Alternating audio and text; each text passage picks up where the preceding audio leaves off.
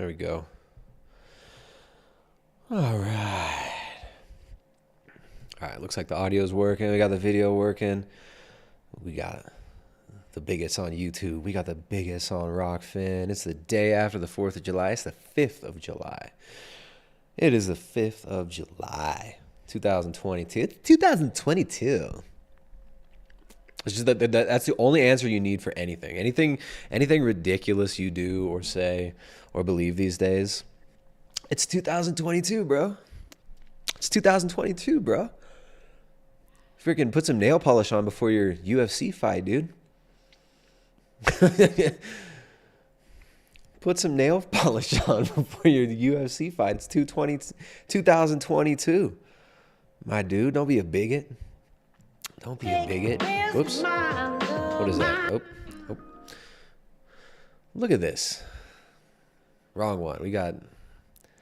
Here we go. This is what we're starting out with. Israel Adesanya. He's a great fighter, right? I mean, he's a fantastic fighter. He's an amazing athlete. Kind of a weird dude. Kind of a weird dude these days, isn't he? We're not just here to rip on Izzy, but there is something strange. There is something strange about what happened. I don't know how many of you watched the other night, this Saturday night. There are a few decent fights at UFC's, like 276, I think. Israel Adesanya comes out with his highly theatrical Undertaker themed costume, and he's got an urn in his hand. He's got an urn in his hand representing, I guess, the ashes of his opponent. Right? I mean, this dude, actually, the fight wasn't that interesting. The fight should have been a really good fight, but it was kind of like a high-level sparring match for Izzy. But this dude put more energy and more time, it seems, into his walkout, his outfit, and getting his nails did than he did actually attacking his opponent. Unfortunately for us in the audience. I mean, he won, right? He did win, but the fight left much to be desired, as did his choice of painting his freaking nails. I guess he painted his toenails too. We got this article over here, calfkicker.com. Why does Israel Adesanya paint his nails before a fight? Having a macho mentality in the MMA community is not at all uncommon. From the fighters to fans and even the promotions, the sport was promoted around being as manly as possible. So it's kind of a surprise when you realize how many male fighters enter the cage with their nails properly polished and painted. Not that having painted nails makes them less of a man. It's just not what you expected to see from the average MMA fighter. Who else is painting their nails? I mean, other than this dude. One of the fighters that frequently has fans speculating about his sexuality is Israel Adesanya, and much of it is thanks to his style. Adesanya had everything from the pink hair to the picture-perfect nails. Here he is. He's got a pearl choker necklace. You got his toenails did, and he got the tips, just the tips of his fingernails did. Oh my goodness! Look at this picture too. Previously, Adesanya showcased his pink hair last year, but ultimately changed his hair before the actual fight. Okay, so what? Yoel painted toenails. Yoel Romero, come on, Yoel. What are you doing? What are these dudes doing? This picture is awful. Okay, dude, what the heck is going on with all this? What's going on with this? It's not just Izzy. We got a lot of dudes painting up their nails. We got a lot of dudes getting their nails did for the fights. Hashtag French tips. I guess they're called French tips. This is style. This is called style, you guys. This is men's fashion. All right. What is going on here? Why are UFC fighters painting their nails? Well, the answer is stranger than you think. The answer is much stranger than you think. This is crazy. We got someone in the chat on YouTube right now says, I see a lot of male customers with painted nails recently. I guess he works in maybe works in retail. Male customers coming in with painted nails. One of my coworkers does it too. This is so strange. I don't know when this started. I have no idea when this started. But our good friend Aubrey Marcus of On It, he is kind of the key to unlocking the strange androgynous push towards men lately. So that's why this stream is titled Alpha Nails and Omega Males. Because our friend Aubrey Marcus, actually, where did that go? All right, our friend Aubrey Marcus, the guy who runs On It, we're going to explore his history a little bit. We're going to explore a little bit of his past, his entrepreneurial endeavors. And we're going to tie that in with a subject that we've been hitting on lately, that we've been hitting hard lately, which is the revolutionary worldview, the spirit of the revolution. Right? Because the times that we're in right now, understanding these times, we kind of have to go back. And you got to go back further than the sexual revolution in the 1970s. You have to go further back. Right? So we're going to be exploring some of the revolutionary figures around Europe from the 19th century, right? We're going to be studying some of these 1800s revolutionary figures. We're going to talk a little bit about the Saint-Simonians. Talk a little bit about the Saint-Simonians. We're going to be, of course, talking about Eliphas Levi as well. Abba Constant. And then another character, a female character called Flora Tristan. Flora Tristan. She's got a great name, but not such great ideas. We're going to be tying in some of these ideas with coming out of the revolutionaries, the French Revolution and the Bolshevik Revolution, where we're going to discuss the sexual revolution under the Bolsheviks and a woman's influence, a woman called Kollontai. And how this all kind of ties in with the destruction of the family, with the destruction of the image of what man is, our image on what we think man is meant to be, what we think man's place in the cosmos is, and where man's going.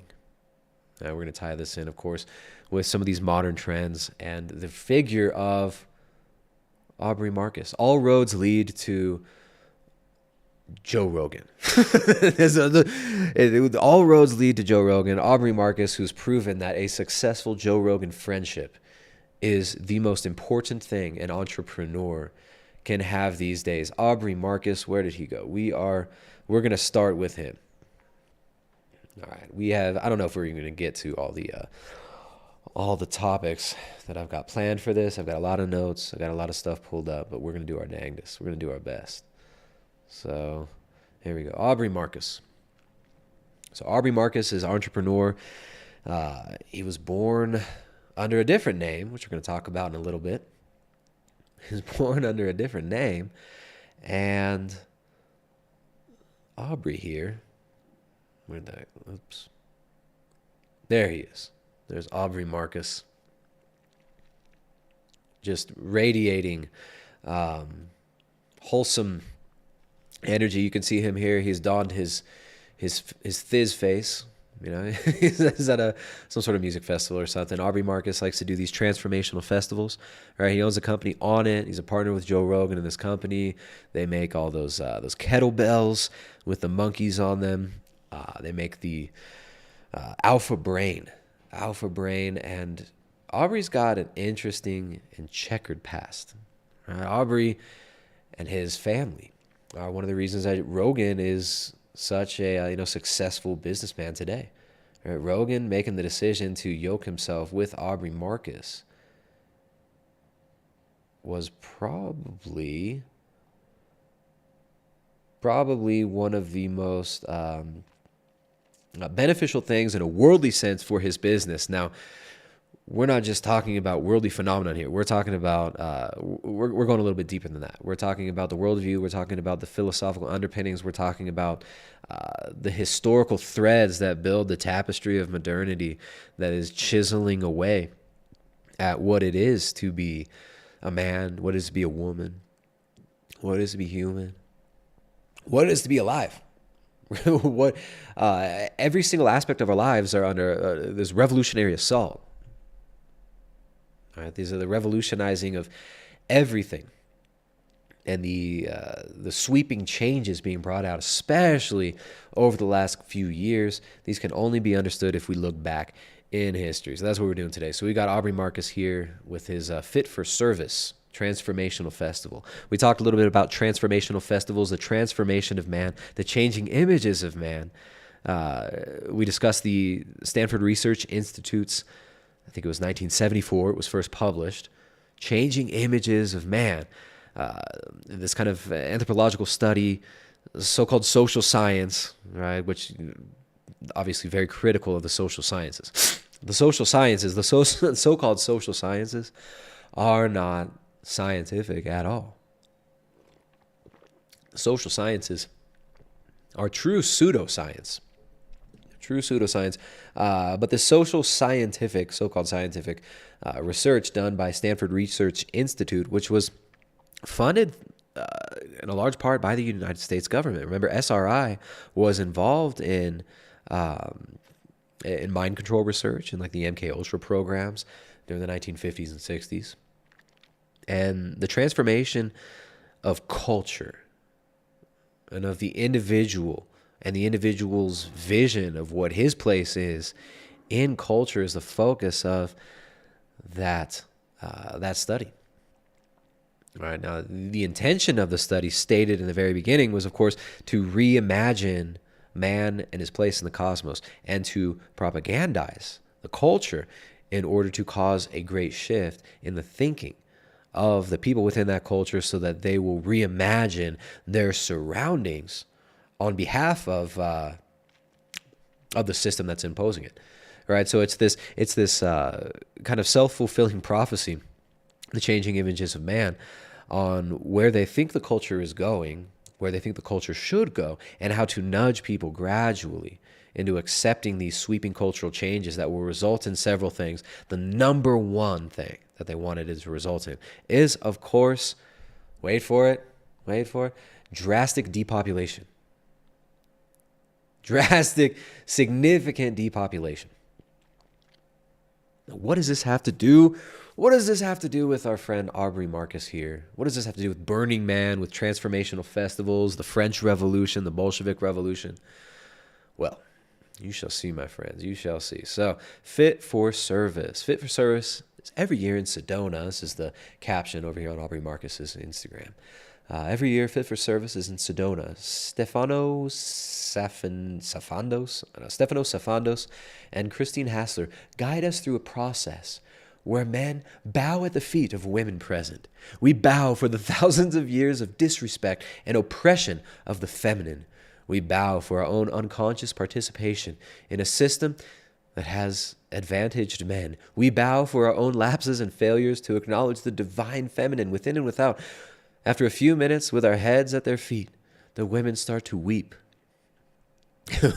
And the tears flood into our own eyes as we realize how deep the wounds run. Burning at the stake deep. No right to vote deep. I'm choking back. I don't know about you guys, but I'm choking back tears right now. I mean, I am choking back tears. Look at these women, so-called women. I mean, a bunch of lost yoga chicks. We got a bunch of lost ass yoga chicks at this festival. They're eating it up though. They love it. Look at the pain leaving this one in the middle. That poor woman. That poor 20-year-old woman. They're all bowing, touching their feet, prostrating before the sacred feminine. This is like, you couldn't, this is not satire, by the way. What I was just reading here, that's not satire. It reads like freaking satire. This picture looks like something that, the picture and the picture and the picture and the caption just seem like total satire. But this is not satire. This is real life. This is what it is like to live in Sedona, Arizona. This is what polyamory promoter and On It frontman Aubrey Marcus, whose mother and father invented and marketed through Aubrey, their invention, the fleshlight. That's, we're going to talk about that in a little bit. But yeah, this is not satire. This is real life. For the world to return to balance, the feminine wing of humanity needs to be restored to its full divine potential. Potentiation, rather. I have said many times before to at Blue of Earth on stage, to my wife at Villana, to every goddess I meet, and he lists goddesses. He adds them. He adds all them goddesses. Which, let's see. Guarantee, like you can only get. Let's guess what we're gonna see. We're gonna see words like energy worker. We're gonna see words like tantra, tantric healer, akashic record reader, sacred feminine. Right, we're gonna see those in the. Here we've got Emily Stella Fletcher, craving a daily practice you will love and makes you better at life. I would love to have you join Ziva Online, 15 days to less stress and more joy. Link. So she's a meditation coach. Meditation coach, Emily Fletcher. She's tagged as one of the goddesses, one of the goddesses. The Layla Martin, rather, not the Layla Martin. The Layla Martin, founder of Vita Method. There we go. A tantric approach to sex, love, and relationships. Explore the link below. Who would have guessed? What will you experience in Vita's sacred sexuality? A sex goddess and a hot mess. So what I mean by that is oh my goodness. So this is a space where you get to be Wonder Woman, a sex. All right. There's probably going to be I'm so sick of getting hit with I got to turn desktop audio on. I'm so sick of getting hit with copyright strikes from YouTube. You guys in the audience, we've got there is some cringe to be watched on this stream. There are some quite cringy videos that we're going to have to take a look at. Forgive me. Please forgive me for the cringe that I will be exposing you to. We'll try to get some laughs in there, and we're going to tie this all up neatly in the end, right? So don't be let down. Not all the world is like this, but there is a segment of the world that does get lost in all this new age, tantra, sacred feminine, dudes painting their nails nonsense that we're going to be exploring today. But don't worry, there is a light at the end of the tunnel. There is still real, true femininity. There's real, true masculinity, right? But yeah. Anyways, another warning: YouTube is going to demonetize this for sure. We've been trying to keep these monetizable on YouTube, right? But you guys are the real sponsors of this show. You guys are the real sponsors. Make sure you guys support the stream. I will drop the link. If you guys got comments, jokes, critiques, questions, whatever, feel free to drop that in the chat here. Support the stream and get your questions or comments read live. Use the Streamlabs link right there. I turned on the notifications, so we will be seeing those. Hit us up over there. And if you want to support yourself as well as support this stream, right? If you want to support yourself as well as support this stream, we're under full-on assault at the physical, psychological, and even biological level, right? Support your body, support your immune system function by hitting up chalk.com and support your natural hormone production by hitting up the sponsors at chalk, CHOQ.com.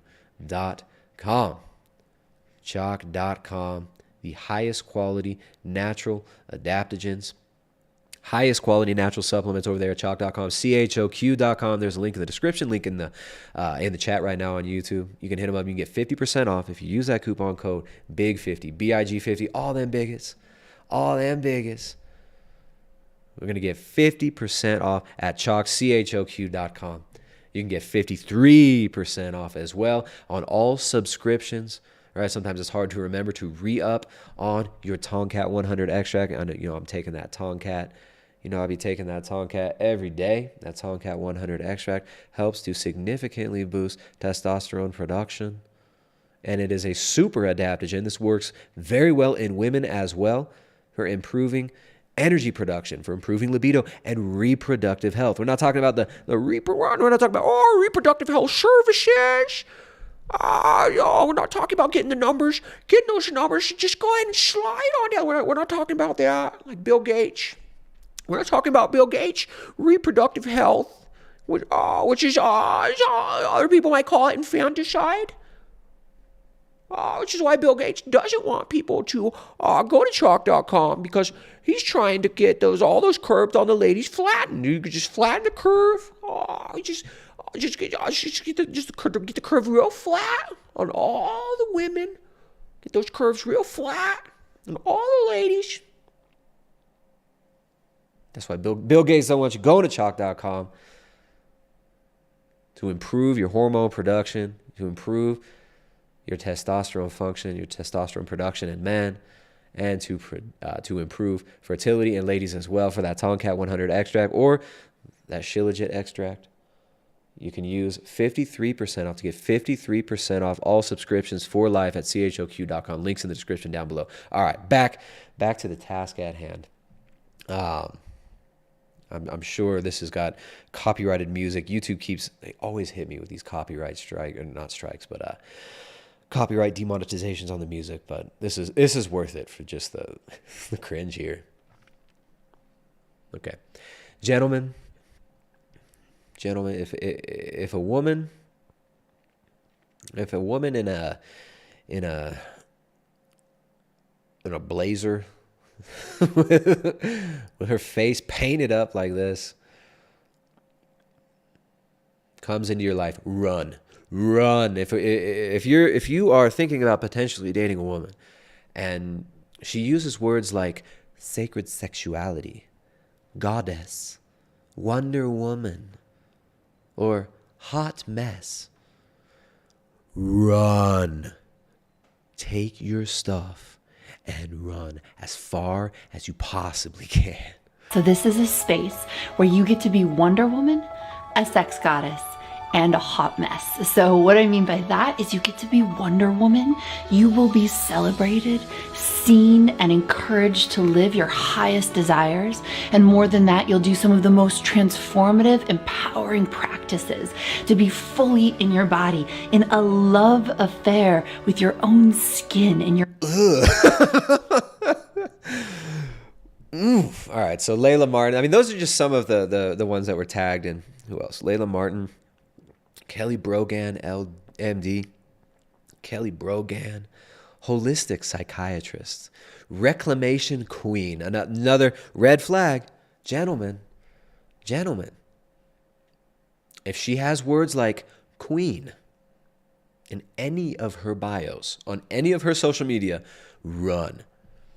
Right? If her job description includes words like holistic psychologist, freaking run. If she teaches,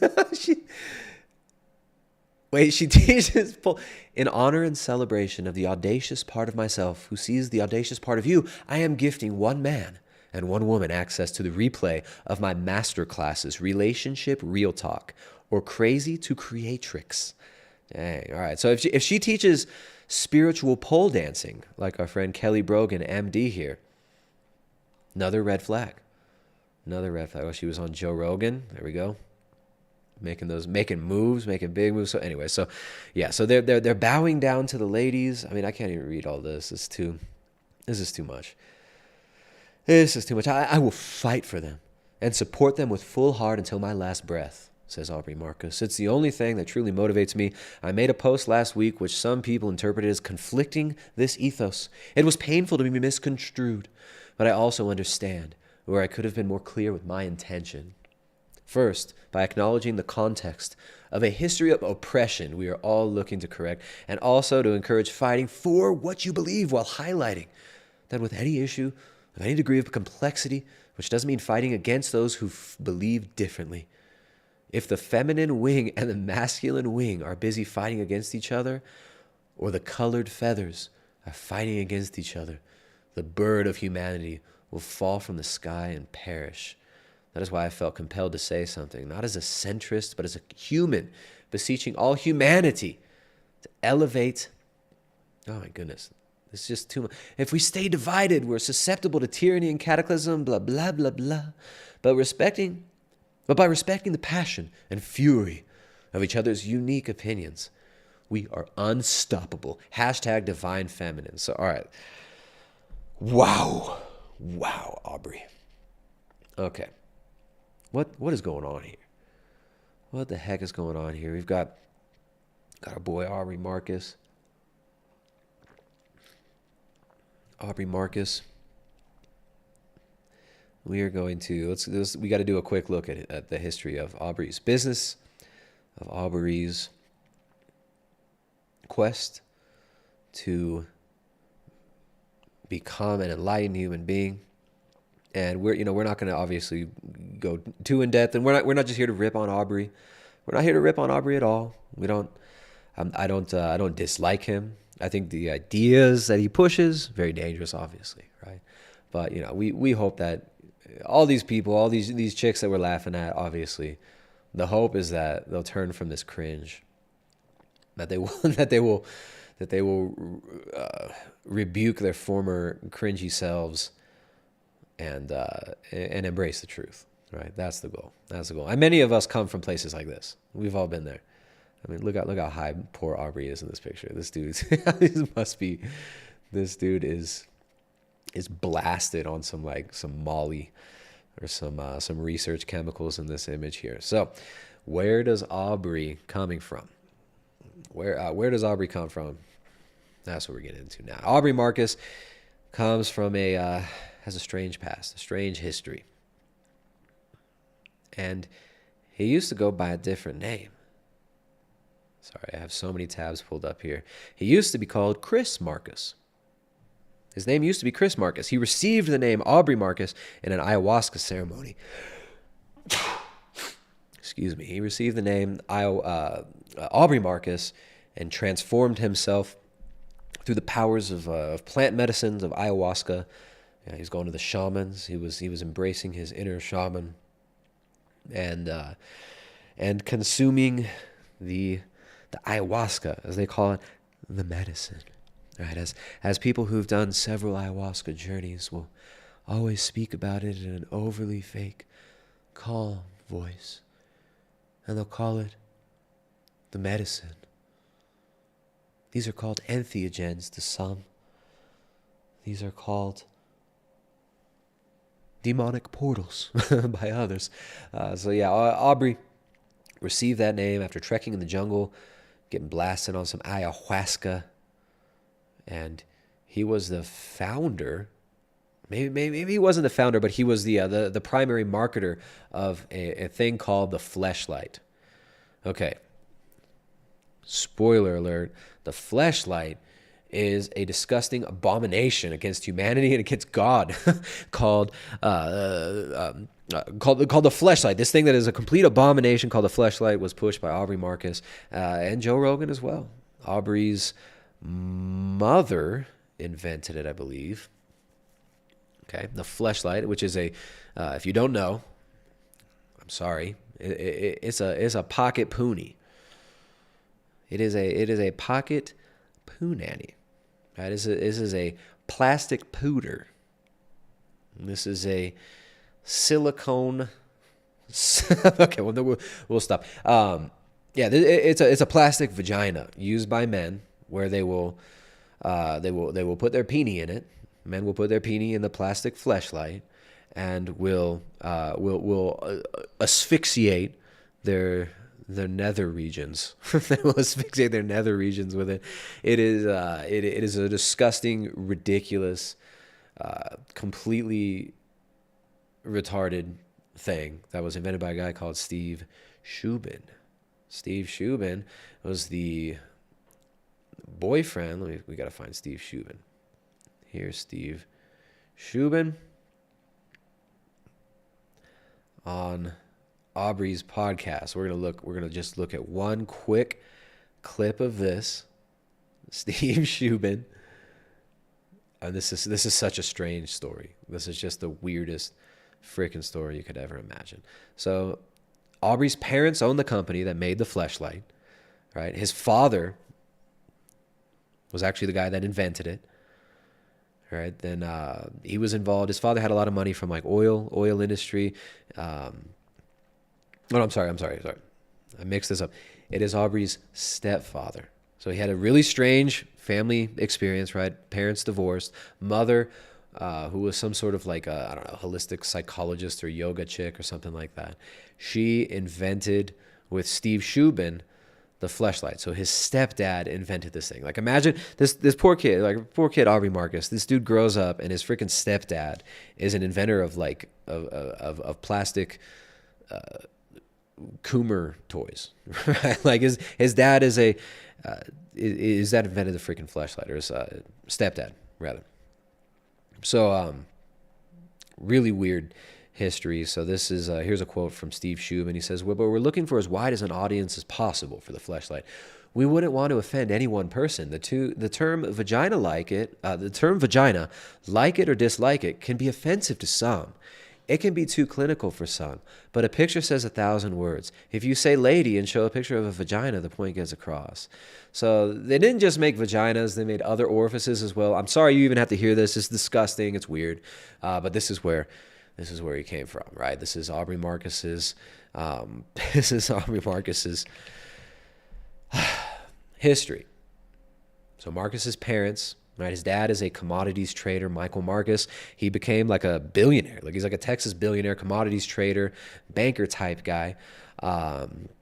His father, like a Jewish commodity trader out of Texas, who made a bunch of money, especially on oil, a lot of oil. So he got that oil money. His mother, Kathy Shubin, was an acupuncturist. There it is, acupuncturist, and she and this other guy, Steve Shubin, helped to design and then got Aubrey, not mixing him up with Gary Vaynerchuk, right? Aubrey Marcus he's like the Gary Vaynerchuk, except instead of making his money off of his dad's liquor store, right, out of marketing his dad's liquor store online, like Gary Vaynerchuk, Aubrey Marcus made his money marketing his mom and his stepdad's plastic pocket poonies to Coomers through Joe Rogan on the internet. So it sounds too strange to be true, but it is true. All right, so Marcus later got into supplements. So he developed this alpha brain formulation, which in my opinion, if you look at the ingredients on it, there's some good ingredients, but it's very underdosed, right? I think, I don't know. I'm not trying to hate on their supplements. I think the ingredients sound nice, but when you look at the actual dosage of them, I think it's a little bit sus. And yeah, so this is how Aubrey Marcus made his money. Here is his stepdad, Steve Shubin. What's up, my friends? Right now, this is a moment that I am so fucking stoked to be having right here. Here I am with Steve Shubin. And when we first started to know each other, I was hanging out on your shoulders. Your freaking stepdad looks like a Hellboy, dude. I'm here with Hellboy. I'm here with the inventor of the fleshlight, Hellboy. And we were walking through some fruit orchards, and you were telling me stories about little badass Ninja Turtle heroes before there were even Ninja Turtles. Okay, so we got to back that up a second. I am so fucking stoked to be having. Got to have the unnecessary F-bomb, right?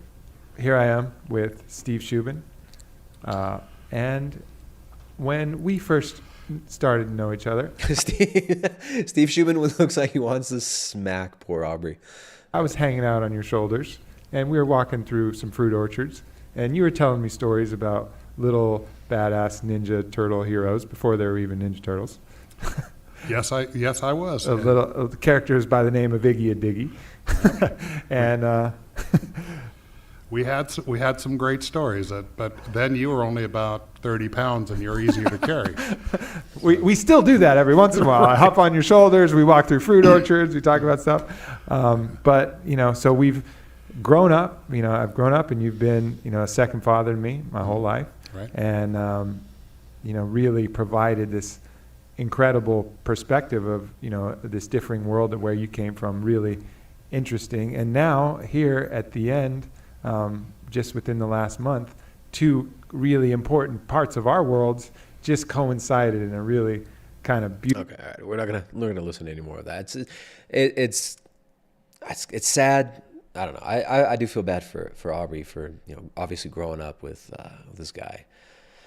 LAPD cop turned sex toy mogul reminisces about choking suspects until they defecated. Steve Shubin. I was like, this is Aubrey Marcus' stepdad, by the way, the inventor of the fleshlight, the fleshlight, which is essentially a depopulation tool, right? The removal of the separation of the sex act from procreation. This is one of the primary methods of depopulation that have been discussed in a lot of the documents we've discussed here. You look at Population in the American Future, the so-called Kissinger Report. You look at National Security Study Memorandum 200. You look at even documents like The Changing Images of Man here from Stanford Research Institute. One of the primary assumptions of the elite nowadays is obviously depopulation, right? A major population reduction. Everyone from Bill Gates, Bertrand Russell, even our the New Age pioneer Joseph Campbell, Sadhguru, right? All these people, Klaus Schwab, all these people, obsessed with what they call the population bomb, right? The population bomb, which is a coin termed by what's his freaking name? What's that guy's name? Paul Ehrlich. There it is. Paul Ehrlich, the population bomb. Right? They're constantly telling us that having babies is this terrible selfish act, that every time you have a baby, Mommy Earth is crying, right? Mammy Earth is so sad. And you have the baby, Sadhguru will go before the World Economic Forum. He tell you, look, so many of these other religious leaders, they say, we want more souls. We want more souls on the planet. But they do not like Sadhguru, because Sadhguru tell them, I want less souls on the planet. There are too many human souls. But you can have a dog. You can have a cat. You can have a fleshlight. You can buy fleshlight from Joe Rogan. You buy the fleshlight from the Aubrey Marcus, and the planet will flourish. There are too many people, and if there are more people on the earth, the poor little baby insects will not be able to flourish. But if you will only buy the fleshlight, you put your pee-pee in the poo-poo, you put your pee-pee in the fleshlight, instead of making the babies, then we will be very happy and have much better lives. They all say the same thing. They all say the same thing. And I mean, it's no surprise that the guy that developed the fleshlight, Aubrey Marcus' stepdad here, is a strange, violent person. I used to joke when paychecks came in, I feel bad about taking this, because he said he loved it. He loved it so much. He feels bad about getting paid for it. They should have been paying him to choke out suspects until they defecated in the notoriously corrupt LAPD. Now, I got nothing against police officers. Got nothing against this guy in general, obviously. But it's what he's done, right? Pushing fake plastic birth control devices, fake plastic Coomer peenie pods to porn addicts. Right, the fruit of this is obviously it's rotten fruit. It's rotten fruit. So you got the ex-cop here, inventor of the fleshlight, and this is who got Aubrey Marcus his stars. So Aubrey Marcus, he's got a strange history. He's got a very strange history, and his transformational festivals that he's running now, right, for these tatted up hipsters and cute fedoras. This is funny. His transformational festivals are promoting non-traditional relationships, promoting polyamory, promoting tantric sex, all these strange ideas. All right, the disconnection of the sexual act from procreation in order to, of course, liberate you, right? To liberate women, to liberate men. None of this is liberating, right? None of it's really liberating. And we discussed this so many times before. When you divorce sexual acts, the sexual act from procreation, what you create is sterility. What you create is destruction. Right? What you create is a population of people completely enslaved to the passions. Right? Now, the sexual revolution and so-called free love is not about freeing people. Free love is about enslaving people. I mean, the ultimate result of free love is you sitting in your World Economic Forum pod, right? You sitting in your coffin apartment, in your Tokyo-style coffin apartment in a smart city grid, where all the food you eat is Disney characters, right? Sexualized Disney characters, as you're being infantilized, right? As you're being infantilized by all the surrounding stimulus, right? And all the stimulus that surrounds you is specifically curated in order to manipulate your behavior, right? It's you sitting in that World Economic Forum rationed pod and having Aubrey Marcus and Joe Rogan's fleshlight extract your seminal fluid so that it can be used to grow little eugenically selected babies in incubators. Right? That's the real result of the sexual revolution, and that's the real result of the revolutionary worldview. It's a revolutionary. The revolutionary worldview is about constant revolution, and Huxley called what we're going through now. He called this period the final revolution. And now I don't think these people will be successful, but when you read what they say, they desire a world where all procreation is artificial. Where all communication is done through technological appendages. Where all resources are shared communally, where you own nothing but you are happy. All right, this is the result of the revolution. This is the result of ideals and ideas like liberty, fraternity, equality, these empty platitudes for us to project our own emotional desires onto. These terms that are really actually completely philosophically schizophrenic. Liberty, fraternity, and equality. Liberty, fraternity, equality, the actual result of that, as we're going to discuss today, is androgyny.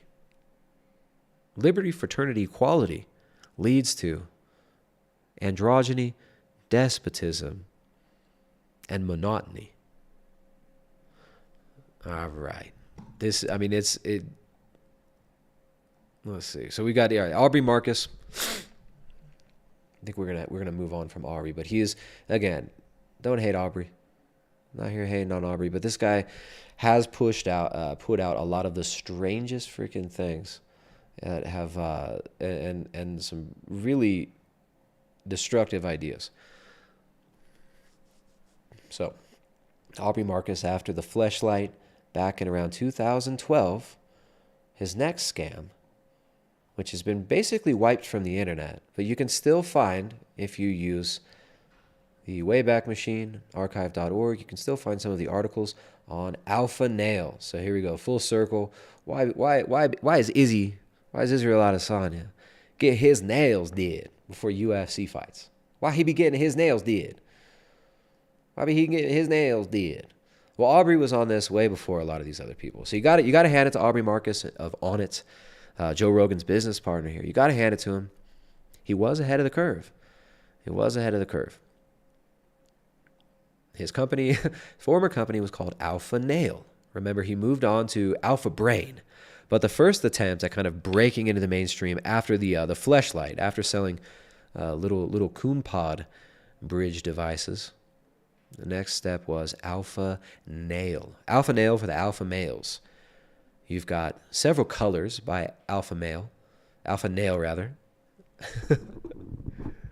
mean, it sounds too strange to be true. You've got cocaine color. You've got Benjamin's color. Smoke color. Let me just pull up this image. Smoke color. Concrete color. Or burning rubber color. So you can paint your nails cocaine white, Benjamin's green, smoke gray, concrete blue gray, or burning rubber black. This sounds like it's something made up, right? This sounds like it's freaking, it really does sound like it's some sort of a strange parody Well, this is real life. This is what Aubrey Marcus moved on to selling. So the first device, the first thing that he sold was a plastic pocket pony device. Next thing he went on to selling was nail polish for alpha males called Alpha Nails, right? A company called Alpha Nail thinks that if you're not painting your nails, then you're a pussy. Are you a pussy? I didn't effing think so, bro. And since you're not a pussy, your heroes probably include fellow alpha males like Chuck Liddell, Dave Navarro, and professional pickup artists. Wait, Chuck Liddell definitely didn't paint his nails. Dave Navarro probably did. All those pickup artists, dude. Isn't that funny? The androgyny. Right now, obviously, you know, Aubrey Marcus and Alpha Nail, it's not like he invented this concept. It's not like he invented the concept of the androgynous male, right? You've got David Bowie, you've got you've got just the general male in the 1980s hair glam rock scene, like the hair rock.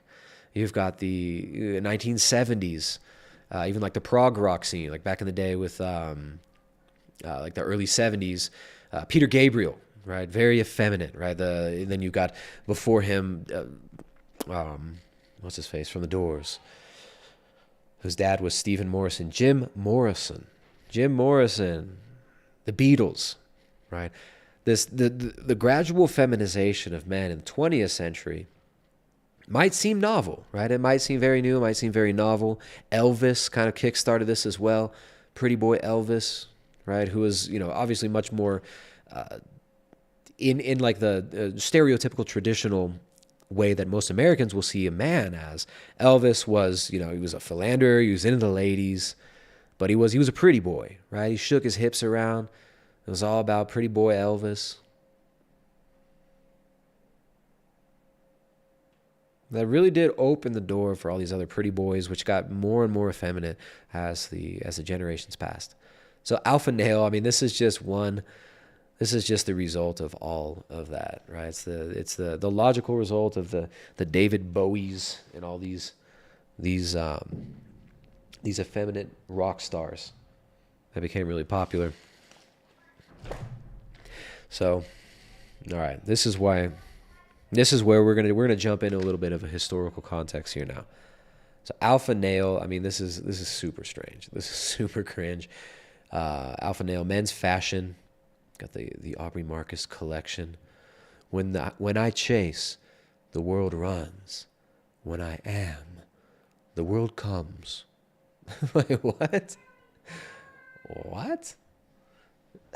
So, philosopher king Aubrey Marcus, who, I mean, we're not gonna. I don't think we need to discuss much more of him. There's more of these weird ads for the nail polish. We got a HuffPost article, Alpha Nails, men's nail polish that gives you swag and sex.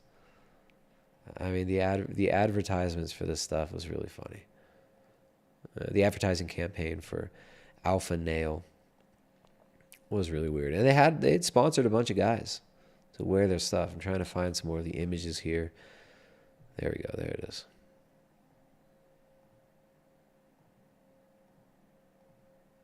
Here's an ad from Alpha Nail for the alpha male, designed specifically for men. Alpha Nail is a technologically and biologically superior to any nail polish on the market today, with the easy-to-use and ambidextrous pen applicator. Wow, it's got an easy-to-use ambidextrous pen applicator. That is amazing, right? You can use, if you're left-handed, you can use the pen applicator, dudes. If you're right-handed, if you're right-handed, you can use the pen applicator. If you're traditional or southpaw, you can use the pen applicator, right? Hey, no matter which way you bat, or if you bat both ways, if you know what I'm saying, you can use the ambidextrous pen applicator in a formula that strengthens nails while preventing chips and cracks.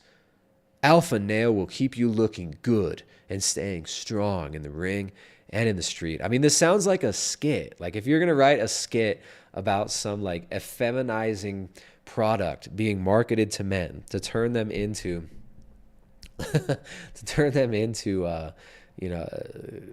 soyum, to turn them into little soy boys.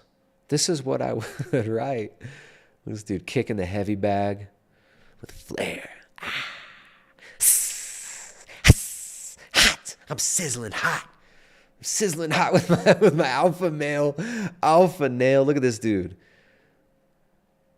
He's like, I think that's funny. I think this photo looks like it might have been taken in front of a green screen. It doesn't look like maybe he is with this woman in real life, because I see the shadow there. What is he doing? Is he caressing her, or is he choking her out? You never know with an alpha male wearing alpha nails. So anyway, I mean, this whole thing, the whole socio-sexual hierarchy thing in general is just pathetic, right? Like people who unironically use terms like gamma male or alpha male or beta. I mean, this is it's all equally fake and gay. All right, so where does this come from? Where does this come from? Alpha nail for alpha males? Well, you got to go back. You got to go back. All right, this worship of the divine feminine that the guys who like to push these products, you see Aubrey Marcus pushing, well, here's how you be an alpha male, by freaking painting your nails, right? Here's how you be an alpha male, by getting in a polyamorous relationship, right? Let's do some wife swapping. Let's share our wives with each other. Bro, you don't own her. You don't own her, bro. You don't own her, bro. I'm in a non-traditional relationship. I'm poly, bro. I'm pan. I'm a pansexual. I make sex with pans. And we got a tip over here from Adam F. Says, onward and upward, Tristan, keep it up. That's on Rockfin. We got a good crowd over there on Rockfin. What's up, guys? Got a good crowd on YouTube. Share the videos, like the videos, do all that stuff. Share the videos, like the videos. If you want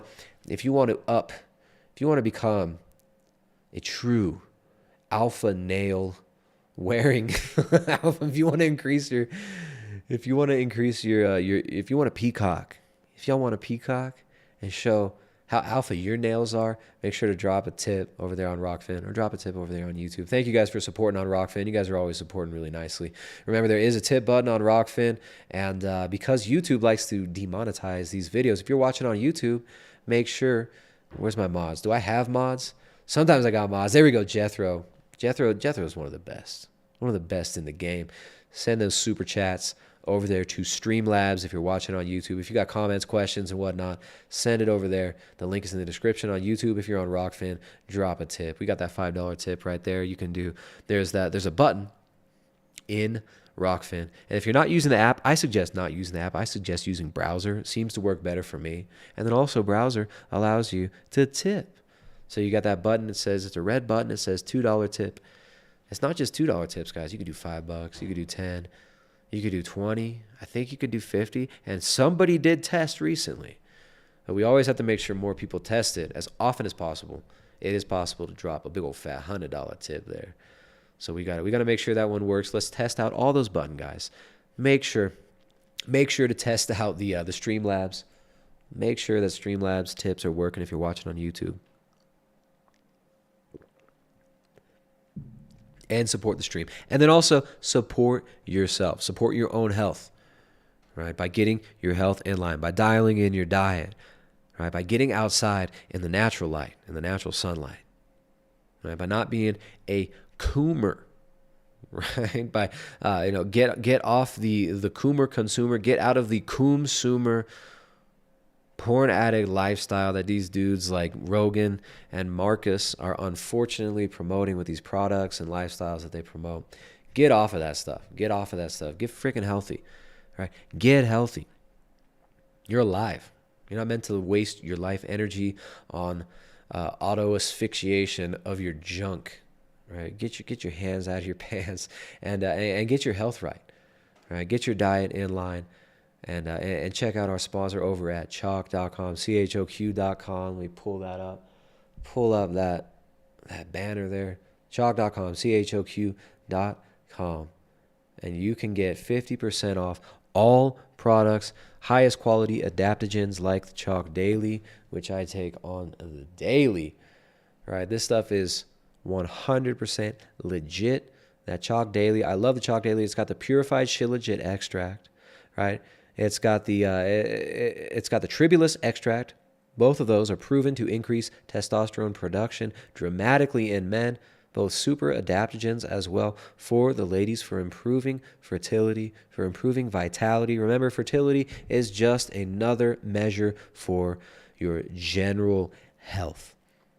Now, they have mucuna extract as well. That mucuna extract in the daily helps to sensitize dopamine receptors, which so many of our dopamine receptors have been overstimulated. That can help sensitize those dopamine receptors. So the Chalk Daily, I love that one. I take that every day. You can get that at choq.com, and you use that coupon code BIG50 to get 50% off all the highest quality adaptogens over there. Or you can use Big53Life. Now that's the better one.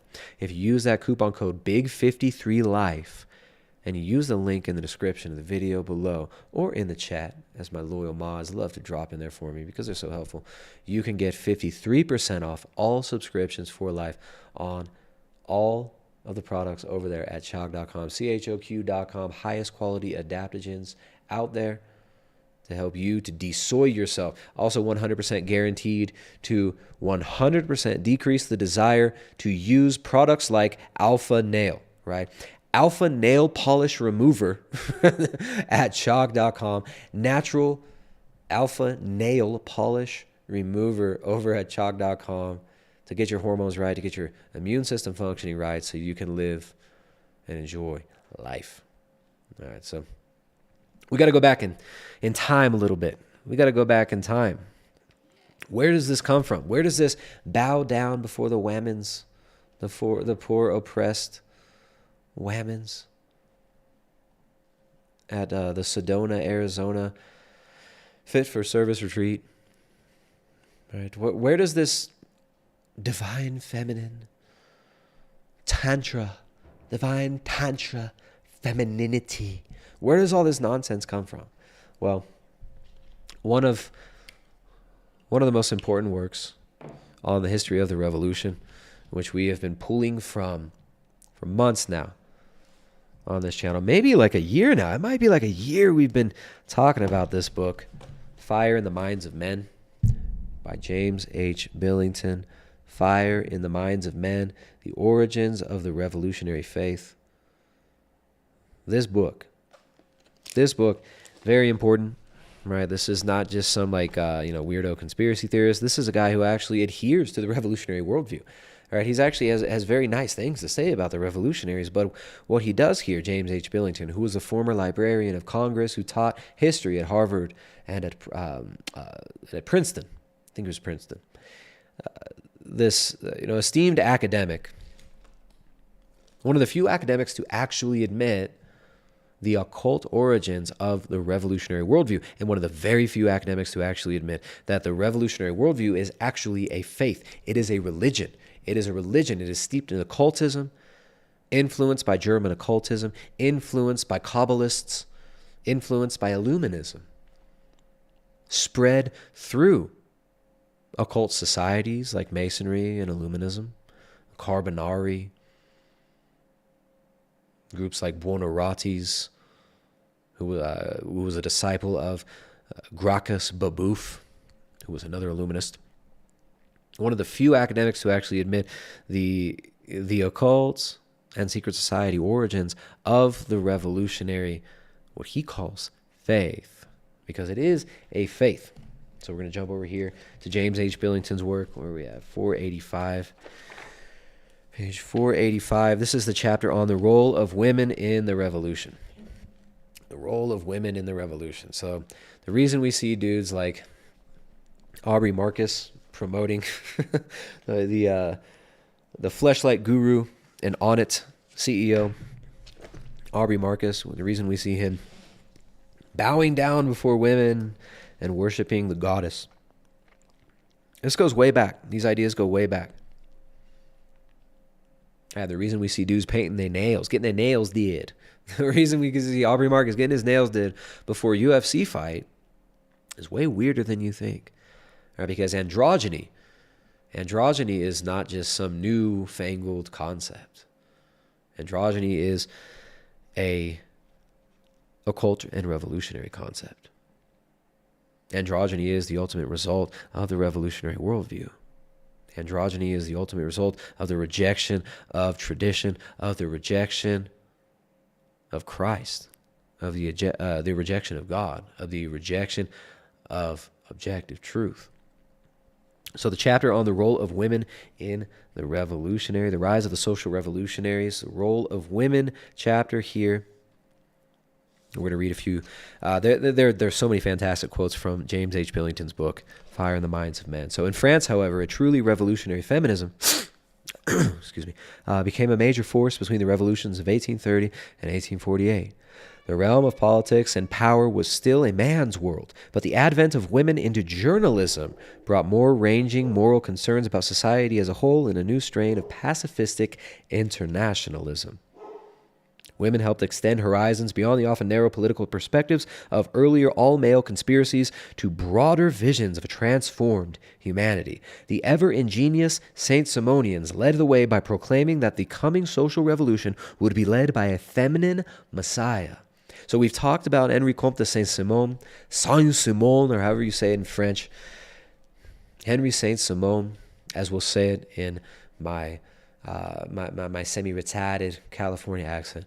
Saint-Simon was a revolutionary figure and one of the initial technocrats. This is a technocratic utopian socialist who believed in a very Baconian, a very Francis Bacon-esque, a technocratic elite as the guiding force for society. Right? So Saint-Simon had some very strange ideas about this alchemical transformation of man. He was a hyper-rationalist, and of course, the hyper-rationalists are always very irrational. Isn't that funny? Because reason itself is metaphysical. Right? These rationalists will take like a positivist worldview, that they believe that everything that can be known can only be known through sensory experience. Well, reason itself is not known through sensory experience. Reason itself is metaphysical. These people can never really think about these things on that level, of course. These revolutionaries always tend to become, from this like, hyper-rationalist state, they always tend to become kind of weird occultists, which is no surprise to anybody who's watched the previous episodes that we've done on the revolutionaries. If you watch the very long lectures that I did on Dostoyevsky, on Dostoyevsky's book, The Demons, his book Demons. I did 2 episodes on demons. Highly suggest that you look at those. I've done many streams, many lectures on the revolutionary worldview, on the history of these revolutionaries, on their strange thoughts, their strange ideas.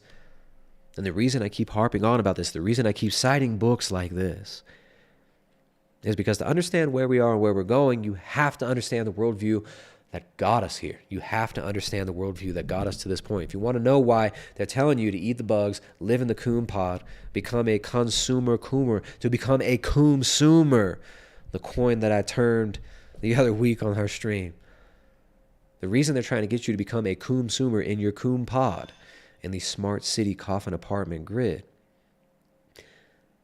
is the worldview that these people have. This will to power worldview, this nihilistic, rationalistic worldview that stemmed out of these post-Enlightenment, essentially occultic secret societies. When you really dig into it, which is what's shown here by James H. Billington. That's why we're doing this. That's why so many of us are falling for this nonsense. Now, in the ultimate sense, the reason we're doing this, the reason people are doing this is because of the denial of God, because of the denial of truth, because of the move away, from tradition, the move away from Christ. The movement of the will away from God leads us to destruction, leads us to these strange and often really destructive beliefs that result in things like propagandizing androgyny at all levels of culture, that results in drag queen story hours, that results in Pride Month, that results in the elevation of sin, right, and of decadence to not just normalcy, right, with the fleshlight and the normalization of coomer masturbation lifestyle, but also the elevation of the destruction of family as some sort of revolutionary great act to bring us towards this beautiful future, as you see in these polyamorous relationships that get pushed by the same people like this poor guy Marcus here, who Aubrey Marcus here, who has fallen prey to this worldview, right? So the Saint-Simonians, Saint Simon, we might have to do a whole stream just on Saint Simon. Now, unfortunately, when you talk about stuff like alpha nails and androgyny, the New Age, sexual revolution, sexual liberation, these get more attention from people. Not a lot of people know about Saint Simon and the Saint-Simonians. But the Saint-Simonians are fascinating. All right, so quoting from James H. Billington, the ever ingenious Saint-Simonians led the way by proclaiming that the coming social revolution would be led by a feminine Messiah. Disillusioned by the purely political revolution of 1830, and with their own failure to establish a new society in Paris under Father Enfantin in 1832, we're going to talk a little bit about Enfantin as well. 1832, the year of the Father, a large group of Saint-Simonians proclaimed in 1833 that it was the year of the Mother. They named themselves Les Compagnons de la Femme, the companions of the feminine. Right, so you see these people. You see these people like Marcus over here talking about bowing down to the divine feminine, right? Oh, honoring the goddesses, the divine feminine. None of this is new. None of this is new. All of this was already cycled through by the Saint-Simonians. And by the way, Saint Simon, the man who didn't necessarily lead the Saint-Simonians, but the man whose works inspired the Saint-Simonians, he was a nutcase. He tried to kill himself. He shot himself in the head like 6 times, I think. He couldn't even kill himself right. He couldn't even do that. This you look at the revolutionaries and their worldview, and it's so sad to see what the results of it are, because it's usually decadence, madness, and very often suicide.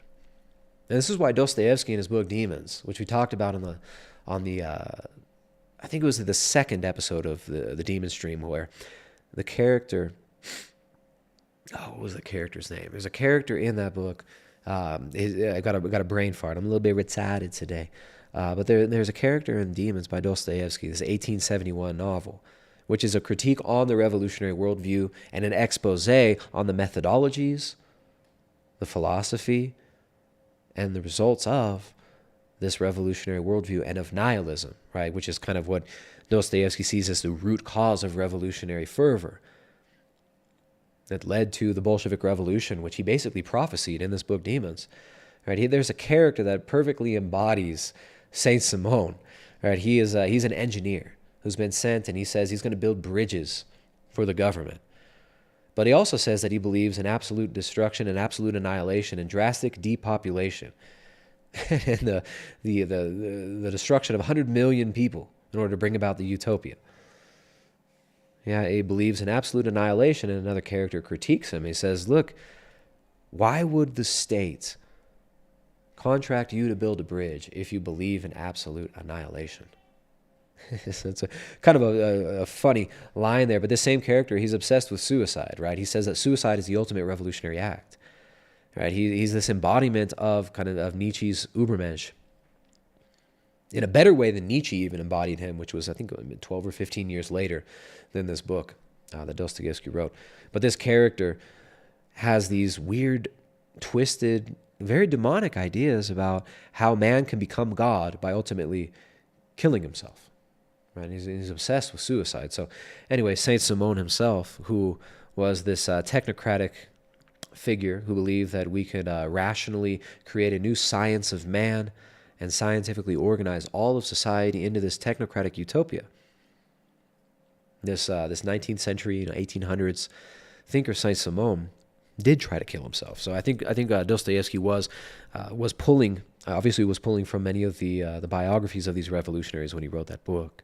So the Saint-Simonians looked for a feminine Messiah. They were disillusioned and thought that they would have this new feminine Messiah. This guy Barolt proclaimed himself the Saint Peter of the feminine Messiah.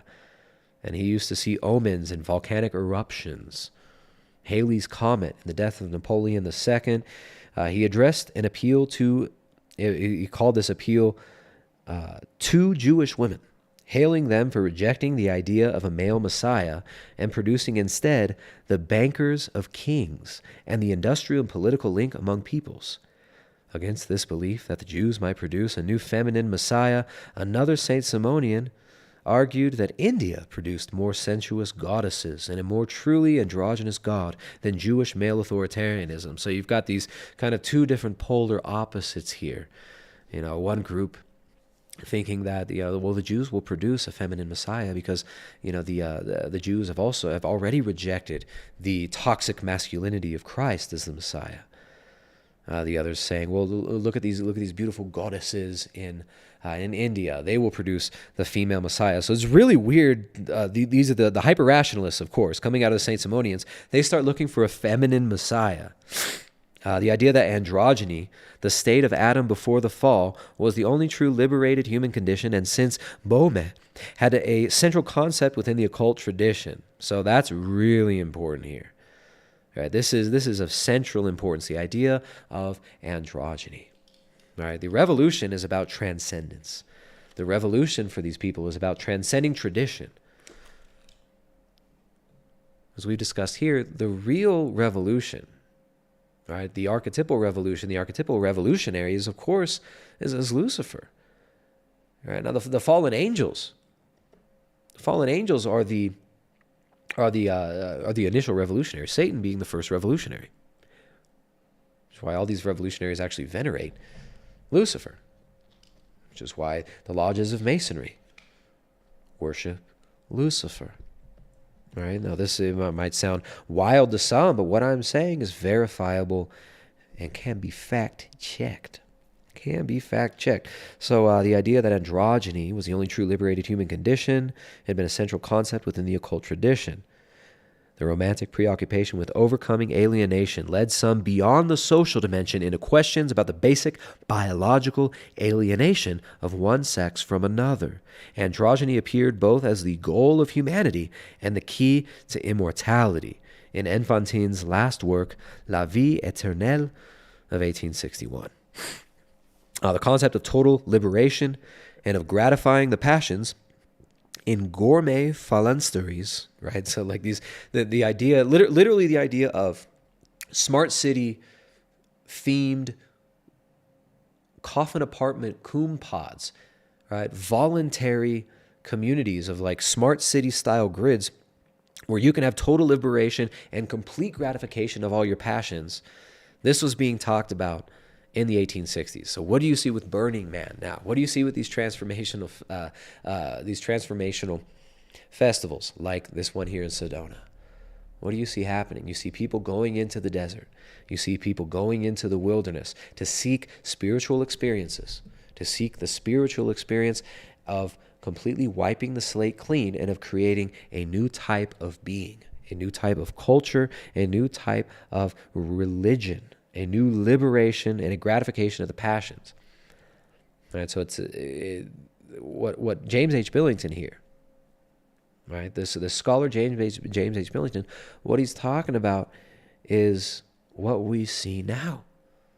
What we see now, these voluntary communities, temporary communities, popping up in places like Sedona, like the Black Rock Desert, the transformational festivals, the transformational festivals like our buddy Aubrey Marcus here is promoting. This is being talked about in the 1850s and the 1860s. There's nothing new under the sun. And these same people were also looking for a feminine Messiah. Emancipation of women from their limited familial roles was a particularly pleasing aspect of Fourier's system. So Fourier, another one of these revolutionary socialist thinkers who was really influential at one point on Dostoyevsky. Dostoyevsky was a part of a secret society in Russia that was translating and spreading the writings of Fourier. And he was in this inner circle within this society that was planning to propagandize and bring about an armed uprising to overthrow the Tsar. Right? They were planning a violent uprising and revolution. So Fourier and his system, they were obsessed with the emancipation of women from familial roles, right? Which is exactly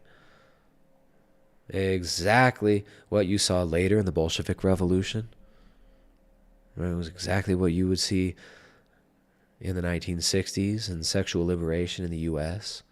Isn't it weird how sexual liberation, the spread of pornography, and the idea of the transformation of relations between man and woman always accompanies the spread of these revolutionary movements. And this is what we've been documenting here. So you guys, you're getting the university level education on the revolutionary worldview here. So you guys make sure to like, subscribe, tap that like button, hit that like button, share the videos, drop a tip via, we got Frankie D dropping a tip here via Streamlabs. Guys, be like Frankie D and drop a tip. Frankie D donated $5. Says, what up, Tristan? First time donation on your channel. Just started checking out your content. Loving the Bays content you put out. Well, thank you, man. I appreciate that. I do my best. I try to keep it interesting. Try to keep this, keep it as nutrient dense as possible here. And of course, really appreciate the feedback. Really appreciate you guys. So share the videos, like the videos. Yeah, I see y'all promoting other people's streams in my chat. What kind of freaking audience do I got here? Telling people to go to other people's streams. Get out of here. Share the videos, like the videos, and support the work we do here with them tips. And then support yourself by hitting up our sponsors at choq.com, CHOQ.com. Highest quality adaptogens to de-androgynize you. All right, they're trying to destroy you. Choq's over there trying to help you de-soy yourself rather than destroy yourself. Highest quality adaptogens. You can get 50% off using the coupon code BIG50 at choq.com, or 53% off all subscriptions using BIG53Life. All right, so back to the task at hand here. The Saint-Simonians argued that a man and woman together should replace the individual as a basic unit of society to ensure both equality between sexes and sociability within society. Building a new type of family was for them a prerequisite for renovating society. So the precept of this androgyny is right there. The precept of the androgyny is right there. Well, the individualism that is implied in the liberty part of the unholy trinity, the inverted demonic trinity of liberty, fraternity, and equality of the revolutionaries, that liberty, well, they say that hyper-individualistic liberty needs to be replaced by something different. Right? Liberty, fraternity, equality ended up becoming androgyny. Right? An apotheosis of an androgynous mashup of man, a deracinated, desexed, deculturalized, and defamiliarized, depersonalized human. Which is actually funny because it's embodied in the fraternity portion of that inverted, demonic, revolutionary, fake trinity. Liberty, fraternity, equality. Liberty, fraternity, equality. Well, how can you have fraternity when you have liberty? Well, the Saint-Simonians, they're saying, well, we got to transcend even that. With the failure both of the political revolution of 1830 and their own mass propaganda campaign in 1831, the radical Saint-Simonians thought that women, no less than workers, might provide new messages of liberation. Among the feminine converts for creating a new family was an orphaned proletarian girl, Suzanne Volkin, who joined, together with her husband, sister, and brother-in-law, the Journal of Women Workers, La Femme Libre. So they made all these journals to promote these ideas. The journals ended up failing, right? But they also led to another failed endeavor, which is a search and a journey to the East for a feminine Messiah. I mean, this is where it gets really weird. This is where it gets really strange. The part of these same movements, you see a lot of this stuff also spreading to South America, Brazil, Uruguay, Peru, which we're going to talk about in a minute. These Saint-Simonians were searching all over for their female Messiah. Women began to defy bourgeois convention by assuming male dress. You see this in characters like George Sand, who was a woman, called herself George Sand, who was spreading ideas of, equality and liberation. And when you read these people, it's like, obviously, some of what they're saying resonates, right? Because it's, to get these movements started, it's always, good intention turned bad. Right? So these people, they talk, oh, we want liberation, we want freedom. Okay, I guess that sounds good to people who have maybe lived under, you live under the Turkish yoke, as Orthodox have in Cyprus for so long. Right? If you live under an oppressive, despotic, soul-crushing regime, liberation is going to sound good. But this is exactly it's the lie of the serpent in the garden, right? Oh, you're going to be as gods. You're going to be equal to God by your own will. Oh, yeah, eat of the fruit of knowledge of good and evil, and you're going to ascend the ranks and become like God. So it's like they always have these ideas that sound nice, that sound good. Oh, we want equality. We don't want women to be oppressed. But why does it always end up being weird, demonic, and destructive? Well, that's because the initial impulse itself is a perversion. You're being sold a lie. And to be sold a lie, they have to hide a little bit of truth in there, right? So that's how they sell it. I'm not saying there's truth to the revolutionary worldview, but I'm telling you, what I'm saying is, I'm saying in a clumsy way, is that the lie that they sell, they have to bait you in with your natural desire for the truth. All right, they'll give you little glimmers of the truth. They'll tell truth in their critiques about, the communists will critique capitalism, right? The communists will critique capitalism in a coherent way, right? And then some of the capitalists will critique communism in a coherent way. But they're both worldly, right? They're both utopian, worldly philosophies. They're both based on a faulty image of man and faulty assumptions, and they're both materialistic. Right? So that's the problem there. So they may tell the truth, right? Some of the communists might tell some truths in their critiques of capitalism. Same with capitalists can tell truth in critiques of communism, but both fail because they ultimately elevate the material to the position of the divine. All right, so they start dressing like dudes. Ladies start dressing like dudes. Now we got men dressing like ladies. You've got Prince Yusupov, who was the decadent prince in the Bolshevik Revolution, right before the Bolshevik Revolution, who assassinated Grigory Rasputin. He was into the androgynous stuff. He was into the Masonic lodges. He lived in Oxford. He went to Oxford for a long time. He was a hash and opium smoking degenerate cross-dresser. He was like a transvestite. He used to go and do piano performances dressed in drag at taverns. And his family found out about this and were disgusted by it. But they couldn't get these people in line. So you look at the upper levels, the elite of Russian culture right before the revolution, and they're all getting involved in occultism, drug use, androgyny, just like the Burning Man crowd today, right? Because these transformational festivals are not what they are sold to you as. They are the truth about these is that they're destructive. They're selling you on destruction. So just like before the Bolshevik Revolution, the aristocrats became decadent and depraved in Russia. All right, they denied God. They denied tradition. They pushed away the Ark of Salvation, the Orthodox Church. They pushed themselves away from Christ. They embraced relativism, nihilism, hedonism, and even androgyny. What do we see today? In our Americanized Western culture, we see the decadent children of the elite. What are they embracing? They're embracing androgyny, consumer culture. They're embracing polyamorous relationships. They're embracing drug use. They're embracing occultism.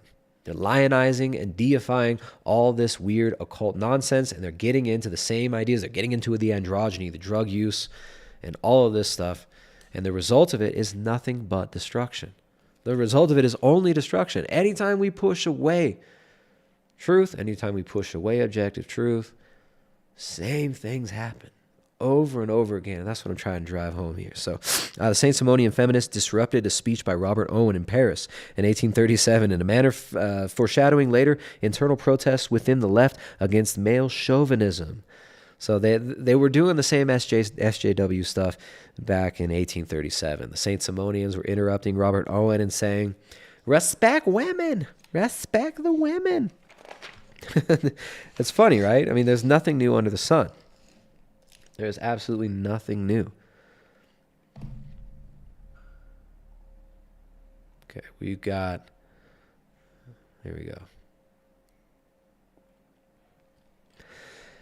Moving on from the Saint-Simonians, we've got another interesting character who has a great name. She's got a great name. Her name was Flora Tristan. All right, so I'm quoting again here from James H. Billington's Fire in the Minds of Men. The most remarkable new prophet of pacifism and anti-nationalism in the pre-1848 period was another Latin American who came closer than Anita Garibaldi in filling the role of a female messiah. Remember, the Saint-Simonians, all these people, they're looking for this female messiah. Those are strange ideas, but this is history. These are the revolutionaries.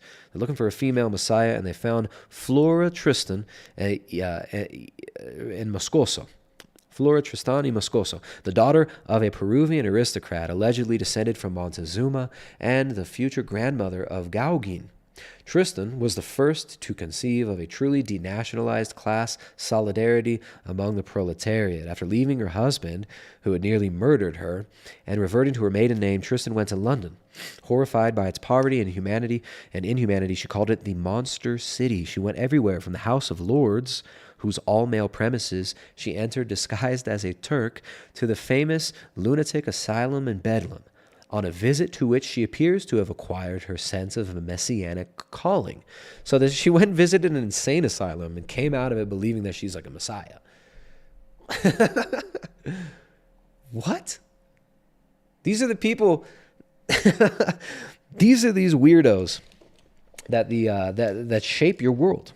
Right? If you allow these people to hijack your culture, to educate your children, to infiltrate your bedrooms, to form your worldview, this is what you get. You get nutcases like this Peruvian chick, Flora Tristan, she's got a great name. I got to admit, she's got a great name.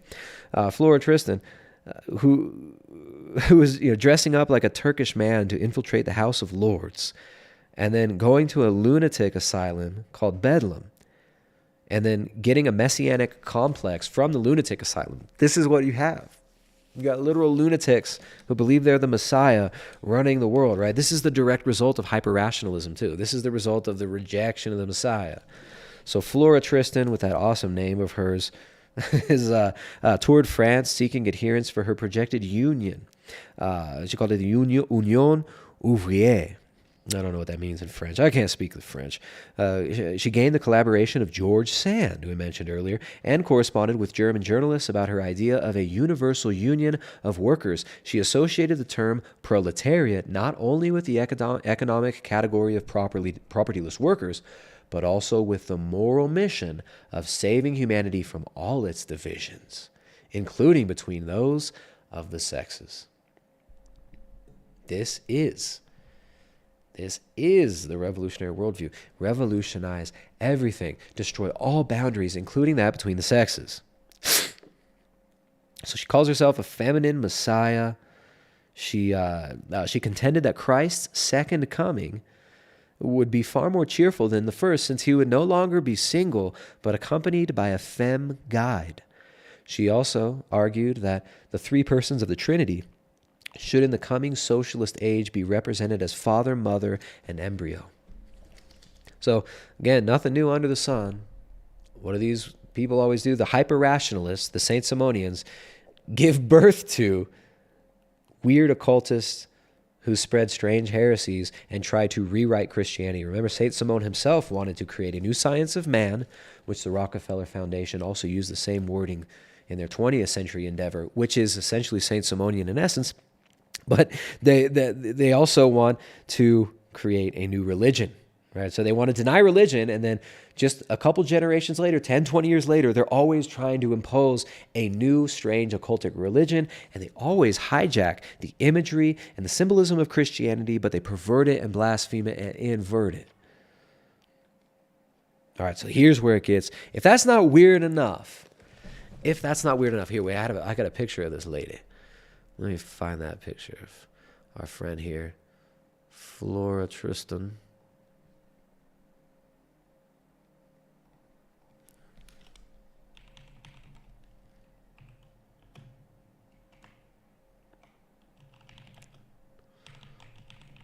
Forgive me, where did that go?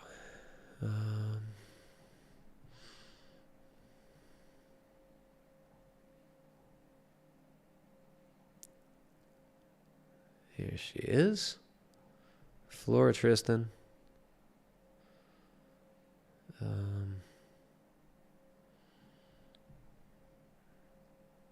right, shoot. I didn't realize I still had on screen. I'm sorry you guys had to look at Aubrey Marcus's dudes bowing down. I guess it's fitting. Those dudes bowing down before their false female messiah. Now here we go. Flora Tristan here. This is what she looks like.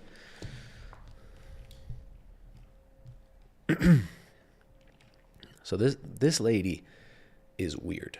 This is a very strange woman here who has some strange ideas, and her ideas are very influential, unfortunately. Okay, so Flora Tristan argued that 3 persons of the Trinity should be in the coming socialist age represented as father, mother, and embryo. Her last book was written together with the occultist Abbé Constant. So Abbé Constant is Eliphas Levi. Right? Eliphas Levi is the guy who kind of drew that infamous image of the Baphomet, right? The androgynous Baphomet that is still, I mean, Eliphas Levi was very tied in with Masonry, with Illuminism, and a lot of these groups. I had a picture of him. Where did we go? Where did Eliphas Levi go?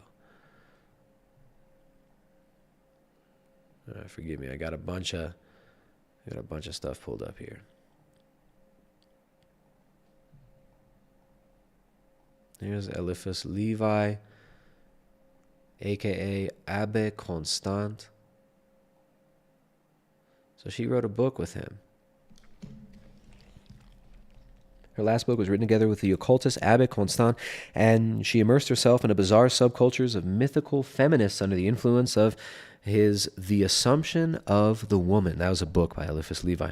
The Assumption of a Woman. Again, this is the dude that drew the Baphomet, which is an androgynous creature with like a goat creature, and it's unfortunately it's doing the fleshlight dance, right? It's got like this large phallus, and it's kind of this androgynous creature, and it is he's asphyxiating his own snake, if you know what I mean. It's disgusting, but this is the image of the Baphomet that this guy drew. It's very famous now and used by occultists even today. Back to Fire in the Minds of Men, this quote: "The most fantastic were the fusionists, who were another group of these occultists that, what's her name? Tristan. What was it? Flora Tristan and Eliphas Levi were involved with. The most fantastic were the fusionists, who proclaimed the Feast of the Assumption in the year 1838 as the first day of the year of Evada, in which a new androgynous species, combining Eve with Adam, as the name indicates, would be transforming the earth, speaking as Le Mapa, the combination of Mama and Papa. The prolific author of this fanciful cult persisted in his beliefs, later proclaiming 1845 as the year 1 of the Paraclete. The Saint-Simonians and Eliphas argued that the doctrine of the Trinity was in reality un haut formule zoologique for harmonizing all earthly conflict. The male white race and the female black race were to generate the new mulatto humanity still in the cradle. Like, just the strangest ideas of, mashing the races together, mashing the sexes together, right? Creating a new trinity of father, mother, and embryo. And the new embryo will be like the new world, right? This will be the new humanity. This will be the alpha male of Aubrey Marcus. It'll be in a polyamorous relationship with with all species, right? You can be in a polyamorous relationship with Joe Rogan's cats in the new world that these people imagine. Flora Tristan contributed to the emancipation of women, the subject of her first book and the title of her last one. So, women's emancipation, women's liberation. Flora Tristan was a very little known and important figure in all of this. So we could go on with these people. These people are absolutely insane, right? You got this other lady, Fanny Wright, which is kind of an American version of the same ideals. She's became good friends with the Marquis de Lafayette. Right, so all these revolutionary figures around the American Revolution were not immune to this weirdness. Right? You look at Benjamin Franklin, you look at the menage a trois between Thomas Paine and Buonarroti's wife and Buonarroti. Right? There's nothing new. None of this is new. Right? So the ideas of polyamory, these things were explored by the revolutionaries before. And guess what? All these people ended up mad. These people ended up crazy. You see these patterns in their lives, and it's always the same. These people end up freaking nuts, and it's sad, right? So that's why we're not here making fun of Aubrey Marcus. We're here pointing out the historical and philosophical roots of this. We're here pointing out the historical and philosophical roots, and then the results of this, the fruits. Right? Because these roots that are rotten are not going to result in good fruits. The fruits of this are going to be fruity. The fruits of this are going to be fruity as heck. Like alpha nails for alpha males here in Aubrey Marcus's advertisement, right? The fruits of this are rotten. The fruits of this are plastic poonannies. And the fruits of this are coom pods. The fruits of this are consumer coomer culture, our consumer culture in smart city coffin apartment grids, right? Being inundated with constant propaganda, because that's what this takes. It takes constant propaganda and psychic and intellectual and spiritual violence to maintain people in this delusional state. Right? Because people want the truth. And what is the truth? Said Pontius Pilate, right? The truth is Christ. The truth is a person. The truth is not you. The truth is Christ. And that's how we get out of this. That's how you avoid the revolutionary, demonic nonsense that you see people like Flora Tristan, like Fanny Wright, like Buonarroti, like Babouf, like Weishaupt, like Vladimir Lenin. Embracing. That's how you avoid this. Because as soon as you reject the truth, as soon as we reject Christ, as soon as we reject objective truth and embrace relativism and nihilism, this is what you get. You get nonsense. You get weirdness. You get freaking weirdo perverts teaching your kids weirdo pervert nonsense, and then your kids grow up to spread weirdo pervert nonsense and pervert it even more. It's sad. So all right, so this other character in the American Revolutionary side, Fanny Wright, Frances Fanny Wright. She was the daughter of a wealthy Scottish merchant. You know, all these people are always they're always connected to wealthy parents, right? Like Eliphas Levi, right? I believe, if I'm not mistaken, Eliphas Levi was the son of a banker.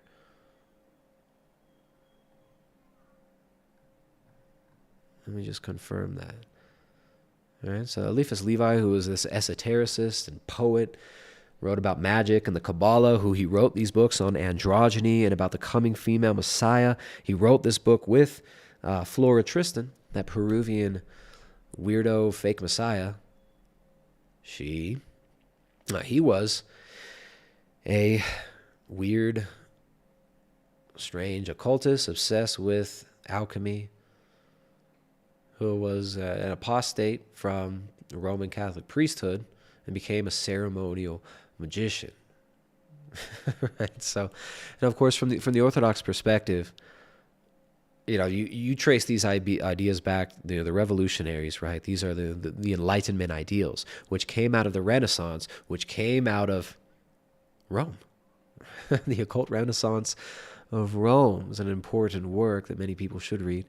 And this is, the Renaissance leading to the Protestant Reformation, leading to the revolutionaries of the French Revolution, ultimately the Bolshevik Revolution. The worldview can be traced back to all the way back to the schism, the Great Schism, when Rome left the Orthodox faith and the Orthodox Church about 1,000 years ago. Okay, so no, I'm sorry. Eliphas Levi was the son of a shoemaker. This was somebody else that was the son of a banker, another character we're going to talk about in a little bit. But man, see, this is here's my problem. I always have way too many notes, way too much to talk about. This could be like a 5-part series just on this one topic. But so I don't even know if I'll get to all this. So Fanny Wright, weird person. She used to dress in like white togas. She used to dress in white togas. She gave her friends names from antiquity. She named her friend Jeremy Bentham, another important historical figure, named her friend Jeremy Bentham Socrates, became herself a kind of classical goddess to many young revolutionaries. So there's the goddess worship, the renaming people who have Christian or European names, renaming them as characters from antiquity. We see this with Weishaupt, who called himself Spartacus. You see this with Babeuf, who called himself Gracchus. You see this with Anacharsis Cloots and all these weird figures that we've been discussing. All these weirdos. They always got to get rid of their Christian names and embrace new names. And what do you see with the Burning Man cult people? What do you see? New names. Aubrey Marcus, he was born Chris Marcus. Of course, he couldn't keep his name Chris. He didn't want that. That was his slave name. He renamed himself Aubrey after an entity under an ayahuasca experience told him that he should change his name. So all these chicks going to Burning Man, they all got new names, right? Oh, my name is Armpit Hair Moonshine. My name is Unicorn Toe Grime. Right? All these new names that they give themselves. Right? They're always Moonbeam and Wild Horse. I mean, they're all. This all comes from the revolutionaries. It all comes from the occult. Right, so just like when you're baptized into the Orthodox faith, when you're baptized into the church, people take a Christian name, right, in honor of the saints that came before them and their intercessors before them. You have that same idea, this inverted apostolic succession of the revolutionaries and the taking on of new names. So anyways, this lady, she concluded that only in America could the final universal revolution be realized. She saw it as atheistic, egalitarian, and anarchistic. She was opposed to the name brotherhood and fraternity. She hated fraternity, liberty, fraternity, equality. She didn't like that because it was patriarchal. So none of this is new. Oh, we can't say mankind because there's women too, right? But I mean, historically, classically, right? Biblically, and in the church fathers, when the church fathers write about mankind, they're not just writing about the male sex. They're writing about mankind as in humanity, right? But the revolutionaries, they want to get rid of these distinctions. So it's offensive to them to even have the word fraternity. So this chick, Fanny Wright, who was, hanging out with all these guys like Bentham, right? Jeremy Bentham, the Marquis de Lafayette, right? And she was very influential, and she was influenced by the Carbonari model of secret societies, right? The Carbonari, who kind of used basically the Masonic structure, but naturalistic imagery.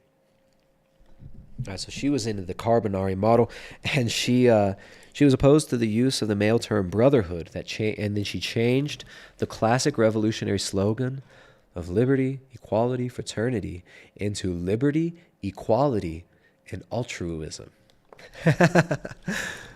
So, these people are out of their heads. These people are out of their freaking minds. It gets even weirder with some of these people. It gets even weirder.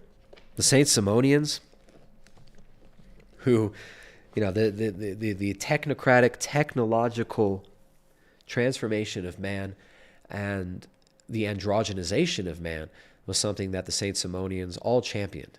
And in the later generations, those influenced by the Saint-Simonians pushed it even harder.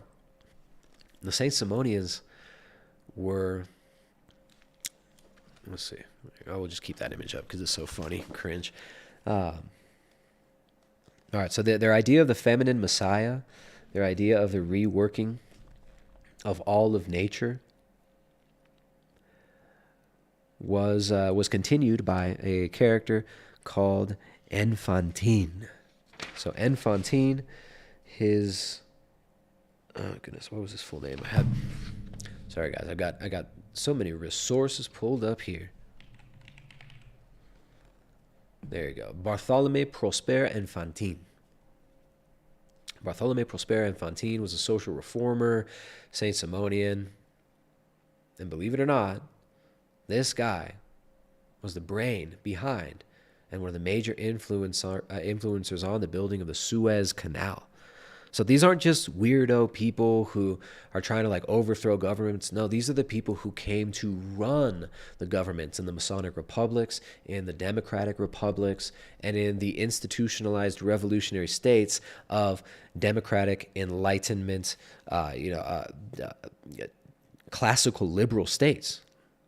Right, so Enfantin, we'll get a picture of him. Pull up a picture of him so we don't have to look at these dorks bowing before their goddesses. All right, Enfantin, there's a quote from Enfantin. The field of battle is worthy of the pyramids which dominated. Enfantin was obsessed with transforming the deserts. And uniting polar opposites of East and West. He said, here's a quote from him, "One must fertilize the Egypt of Mohammed. We shall not decipher the hieroglyphs of its past grandeur, but we shall engrave on its soil the signs of its future prosperity." So the Saint-Simonians under Enfantin envisaged, this is another quote from Fire in the Minds of Men, envisaged a marriage between the imagination and poetry of the Orient and of the organization of positive science of the West. The Saint-Simonians, who went east in 1833 in search of a feminine Messiah, soon focused their hopes on Egypt and on piercing a canal through the thin membrane of virgin desert, which alone blocked the consummation of East-West commerce. The universal association of all peoples through the canal was conceived in the same sexual terms as the cultural intercourse to be consummated in the nuptial bed of the Mediterranean. So all these, these were just like actual influential people, not these like yoga chicks who are talking about, it's like my tantric sexuality. We have to like break down the walls between male and female. It's like embrace your inner feminine, paint your nails, cut your pee-pees off. It's not like these yoga chicks that we got today. It's like, it's even weirder. It's they're using sexualized language about a union between East and West and the piercing of a membrane, a virgin membrane of desert, blocking the consummation of East and West by a canal to bring about a cultural intercourse to be consummated in the nuptial bed of the Mediterranean. Very weird ideas, but these weird ideas, these occult ideas, and the Suez Canal, right? Like these are ideas that ended up engendering and bringing, pun intended, and bringing about major changes economically, culturally, and at a mass scale throughout the whole world. So the Suez Canal, whew. Maximus says Suez Canal is so steamy. I mean, these people, these are weirdo, man. The early globalists, the Green Feathers calls them the master builders, and this is who these people are.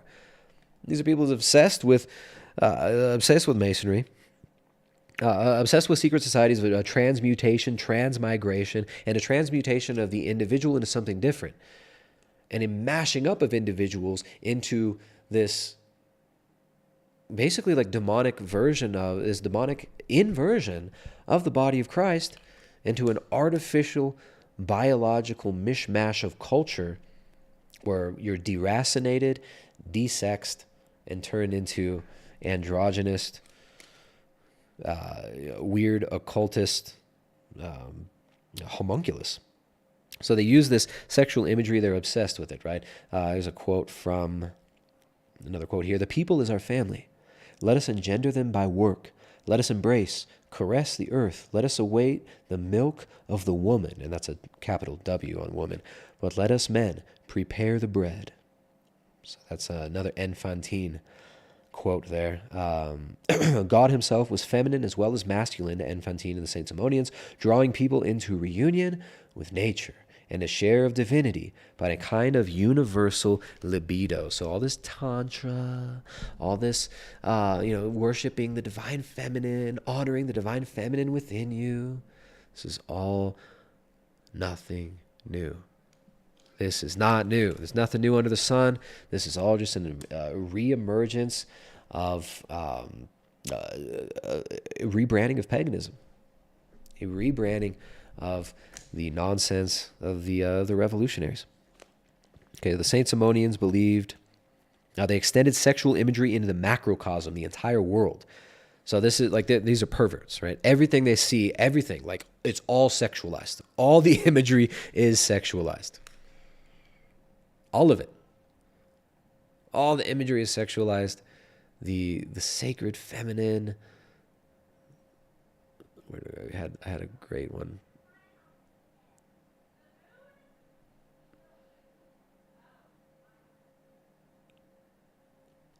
Sorry, I'm trying to pull up. Well, anyway, it's all sexualized, just like you see with all these weirdo tantra people and these weirdo sacred feminine people and the Burning Man crowd. All right, the people that are selling you on fleshlights, telling you about the divine feminine, cosmic union, right? Like the imagery. These people. Here's another image from Aubrey Marcus's. Oops. Here it is. Can you see that? Yeah. Another image from Aubrey Marcus's. Like this is from birth to death. So you've got a naked lady. Excuse me. Some of this is kind of crude. I don't know. It's not exactly pornographic, but it is kind of a crude image. Apologies. I'm just demonstrating the worldview of these people, how it's all sexualized. It's so hard to come out of this hypersexualization mind state, right? The porn addiction, instant gratification, sexuality as a way of measuring your happiness, right? Well, how much sex you have, how good is your sex, equaling how happy you are. And all these ideas really do lead to destruction and to enslavement to the passions. So here's Aubrey Marcus. There's but one destination, and there's only a short stroll until we get there. So you just go from vagina to vagina. You crawl out of the cosmic vagina, and then you die and crawl back into a cosmic vagina. And this sexualized birth, death image here. That it's disgusting. I mean, I don't want to pull this up. I don't have this on screen much longer because it really is very gross. It's really a gross image. But basically, death and birth being this goddess, death and birth being this vagina that you get to unite with to these strange revolutionaries. Isn't this strange? Isn't this weird? Isn't this creepy?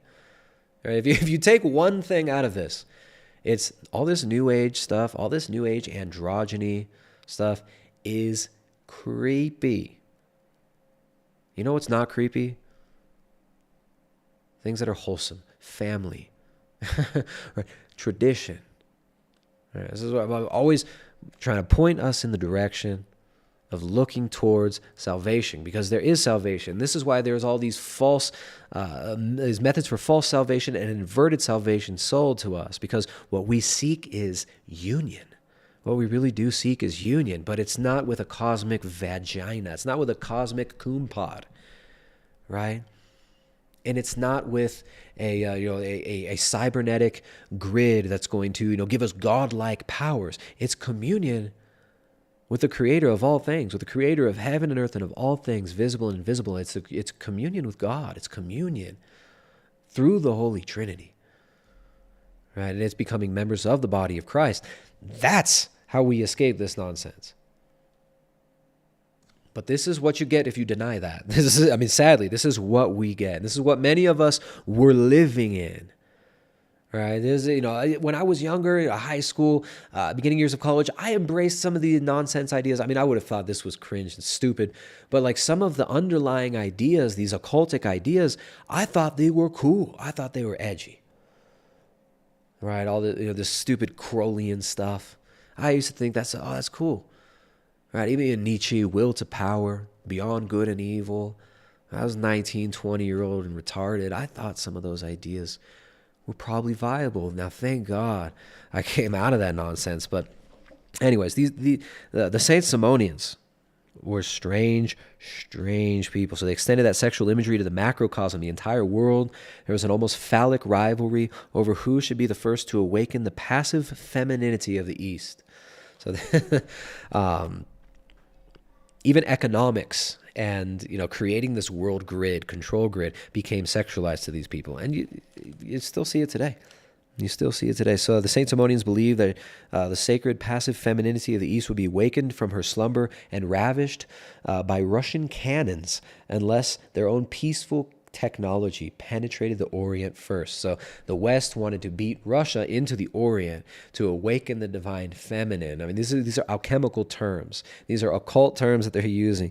They had these erotic fantasies, and then also a prophetic anticipation of the modern belief that total material gratification is not only individually desirable but universally inevitable.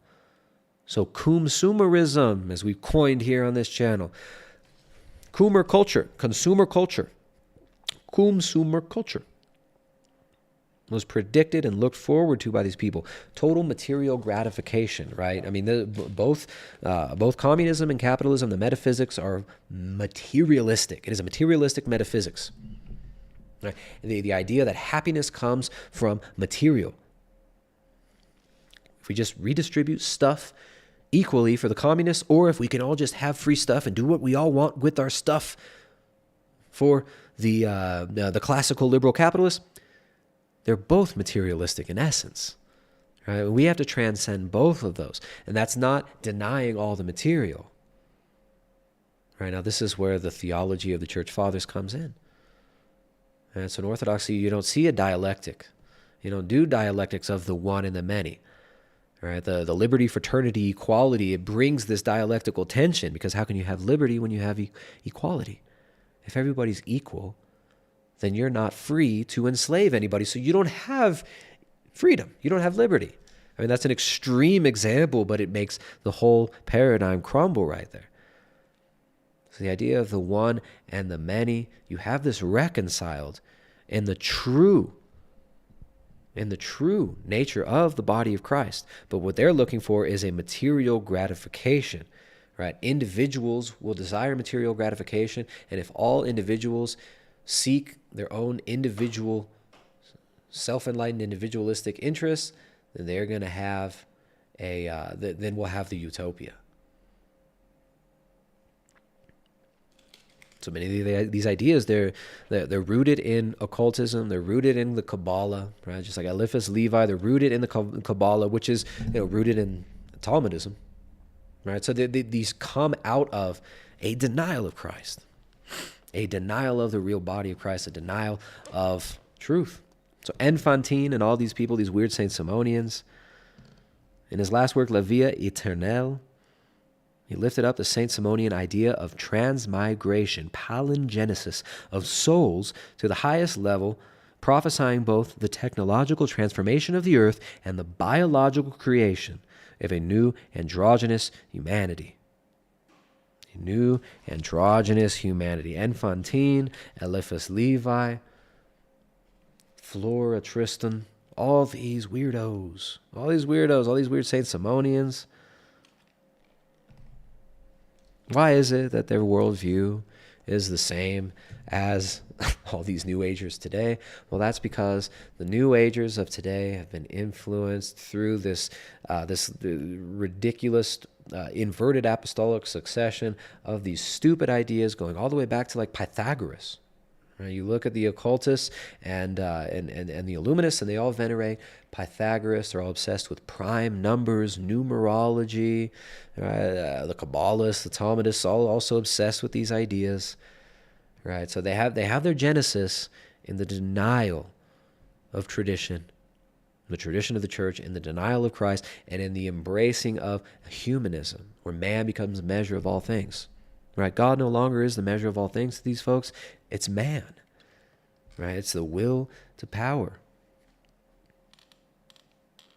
And it ultimately does result in misery. It ultimately results in us being enslaved.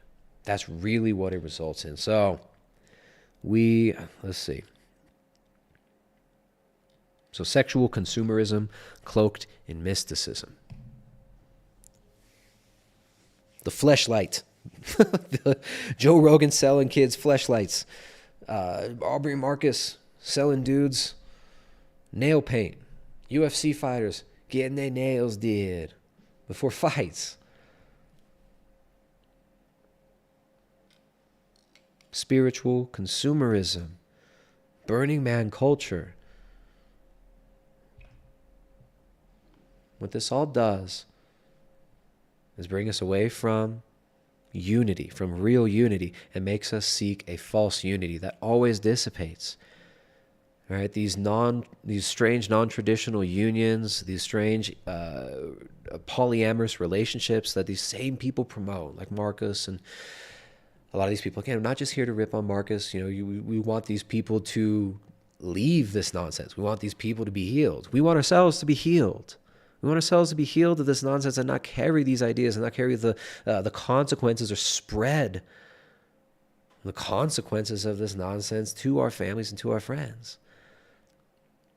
And that means we got to seek real union. We got to seek the truth. Right? The truth doesn't lie in humanism.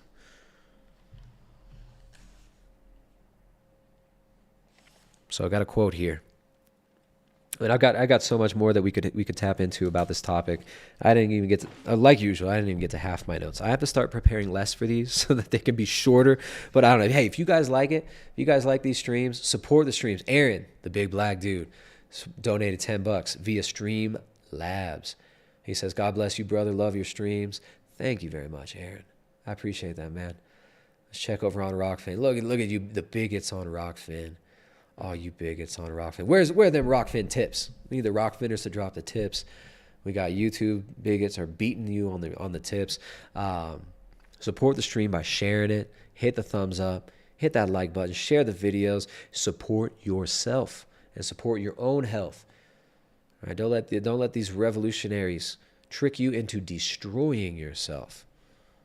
Instead, de-soy yourself. Right? Get off that toxic soy sludge nonsense diet. Get off the porn. Get off of the consumer lifestyle. Get your hormones right. Get outside. Eat proper foods. Eat a proper human diet. Right? Nourish yourself physically, spiritually, and intellectually. Right? Read. Learn about history. Read the church fathers. Read the scriptures. Nourish yourself. Nourish yourself physically. Nourish yourself mentally. All right, that's how you can stop this, right? By actually uniting to what's true and to what's good. So let me, here we go. We got a quote here from the great Orthodox saint, Saint Justin Popovich. Saint Justin Popovich, or Justin Popovich, he was Serbian, so you pronounce it Justin. So Saint Justin Popovich, in his book, The Orthodox Church and Ecumenism,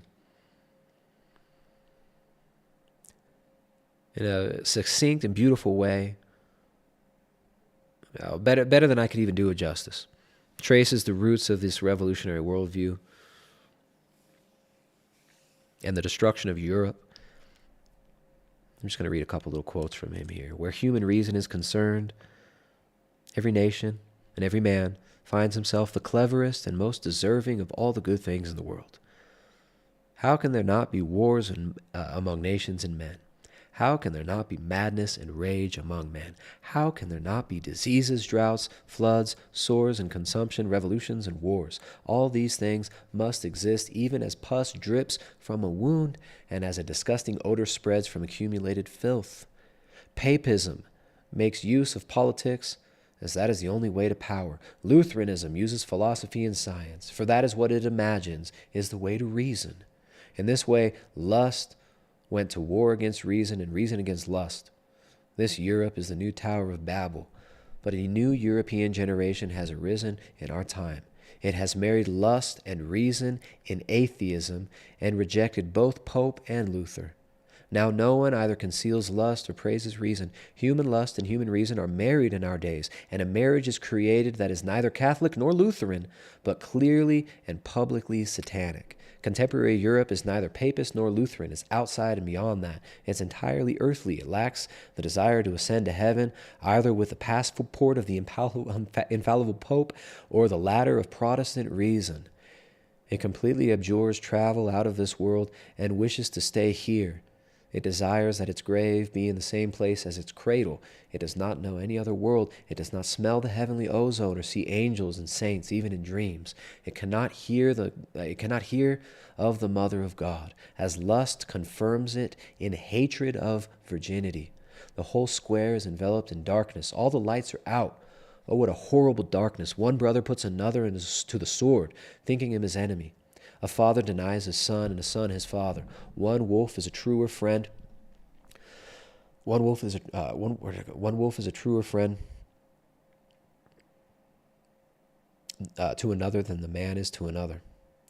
O my brethren, is none of you able to see this? Have you not all felt the darkness and evil doing of anti-Christian Europe on your own backs? Do you wish to leave to Europe or to Christ? Do you wish to cleave to Europe or to Christ, to life or to death? Moses once put these alternatives before his people, and we put them before you. Know that Europe is death and Christ is life. Choose life that you may live forever. A moving lament by the bishop who is equal to the apostles over Europe. O my brethren, the 18th century fathered the 19th, and the 19th century fathered the 20th. The father was deeply in debt. The son has not repaid his father's debts, but has gone deeper into debt, and the debt has fallen on the grandson. The father has been infected by a grave disease, and the son is not cured. His father's repulsive disease in himself, but has made it worse, so that the disease has struck the grandson with a triple strength. The grandson is the 20th century in which we live. The 18th century stood for rebellion against the church and the clergy of the Roman pontifex. The 19th century stood for rebellion against God.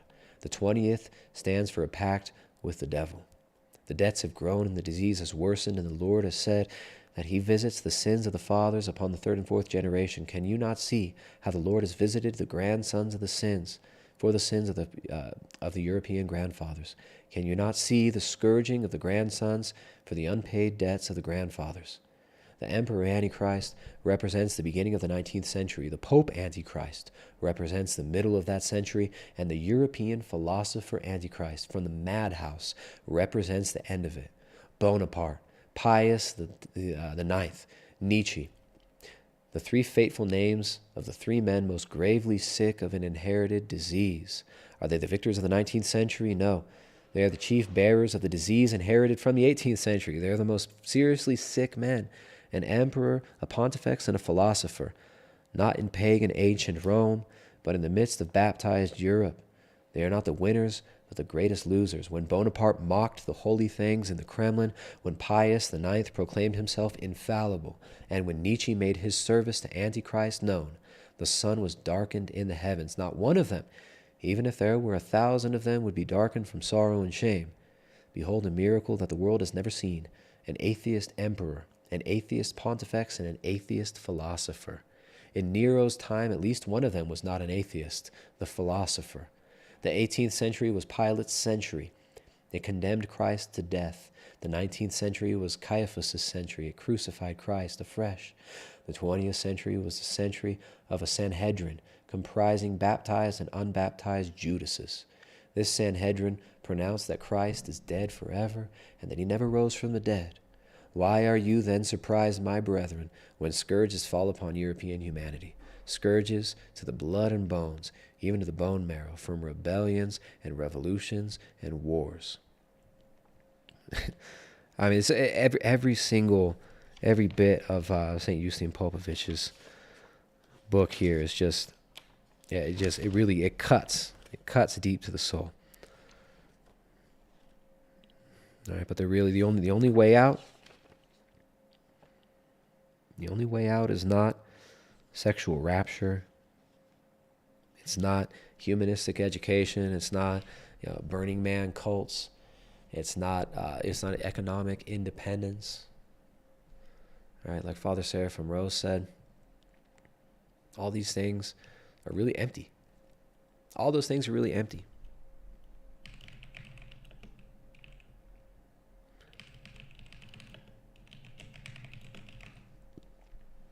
The way out is not through, the way out of the tensions of our culture is not through, androgyny, through denying the family, through coming up with, new revolutionary ideas. That's not it. That's not going to get us anywhere. That's what got us here. That's what got us here. All this weirdo occultism nonsense, that's not getting us out. All right, Father Seraphim Rose said Christ is the only exit from this world. All other exits, sexual rapture, political utopia, economic independence, are but blind alleys in which rot the corpses of the men who have tried them. All right, that's the only way.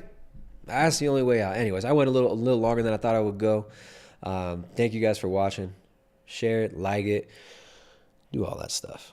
Share the videos, like the videos. Really appreciate the support via Streamlabs. You guys dropping those Streamlabs in there. Shout out to Chalk, CHOQ.com. Hit them up at chalk.com and get 50% off everything store-wide with that big 50 coupon code. If you guys are watching on YouTube, make sure to go over to Rockfin. Right, when these get deleted off of YouTube, which sometimes happens, when they get deleted off of YouTube, you can always watch them on Rockfin.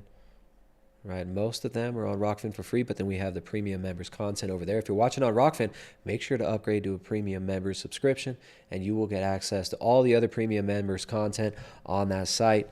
So thank you guys for supporting the work we do here. Thank you guys for supporting the streams by sharing them, liking them, and all that stuff. And yeah, guys, don't be painting your freaking fingernails. don't be jerking off with fleshlights and all this nonsense. Right? Embrace family. Embrace your family. Take care of your family. Take care of yourselves. I'll see you guys next time.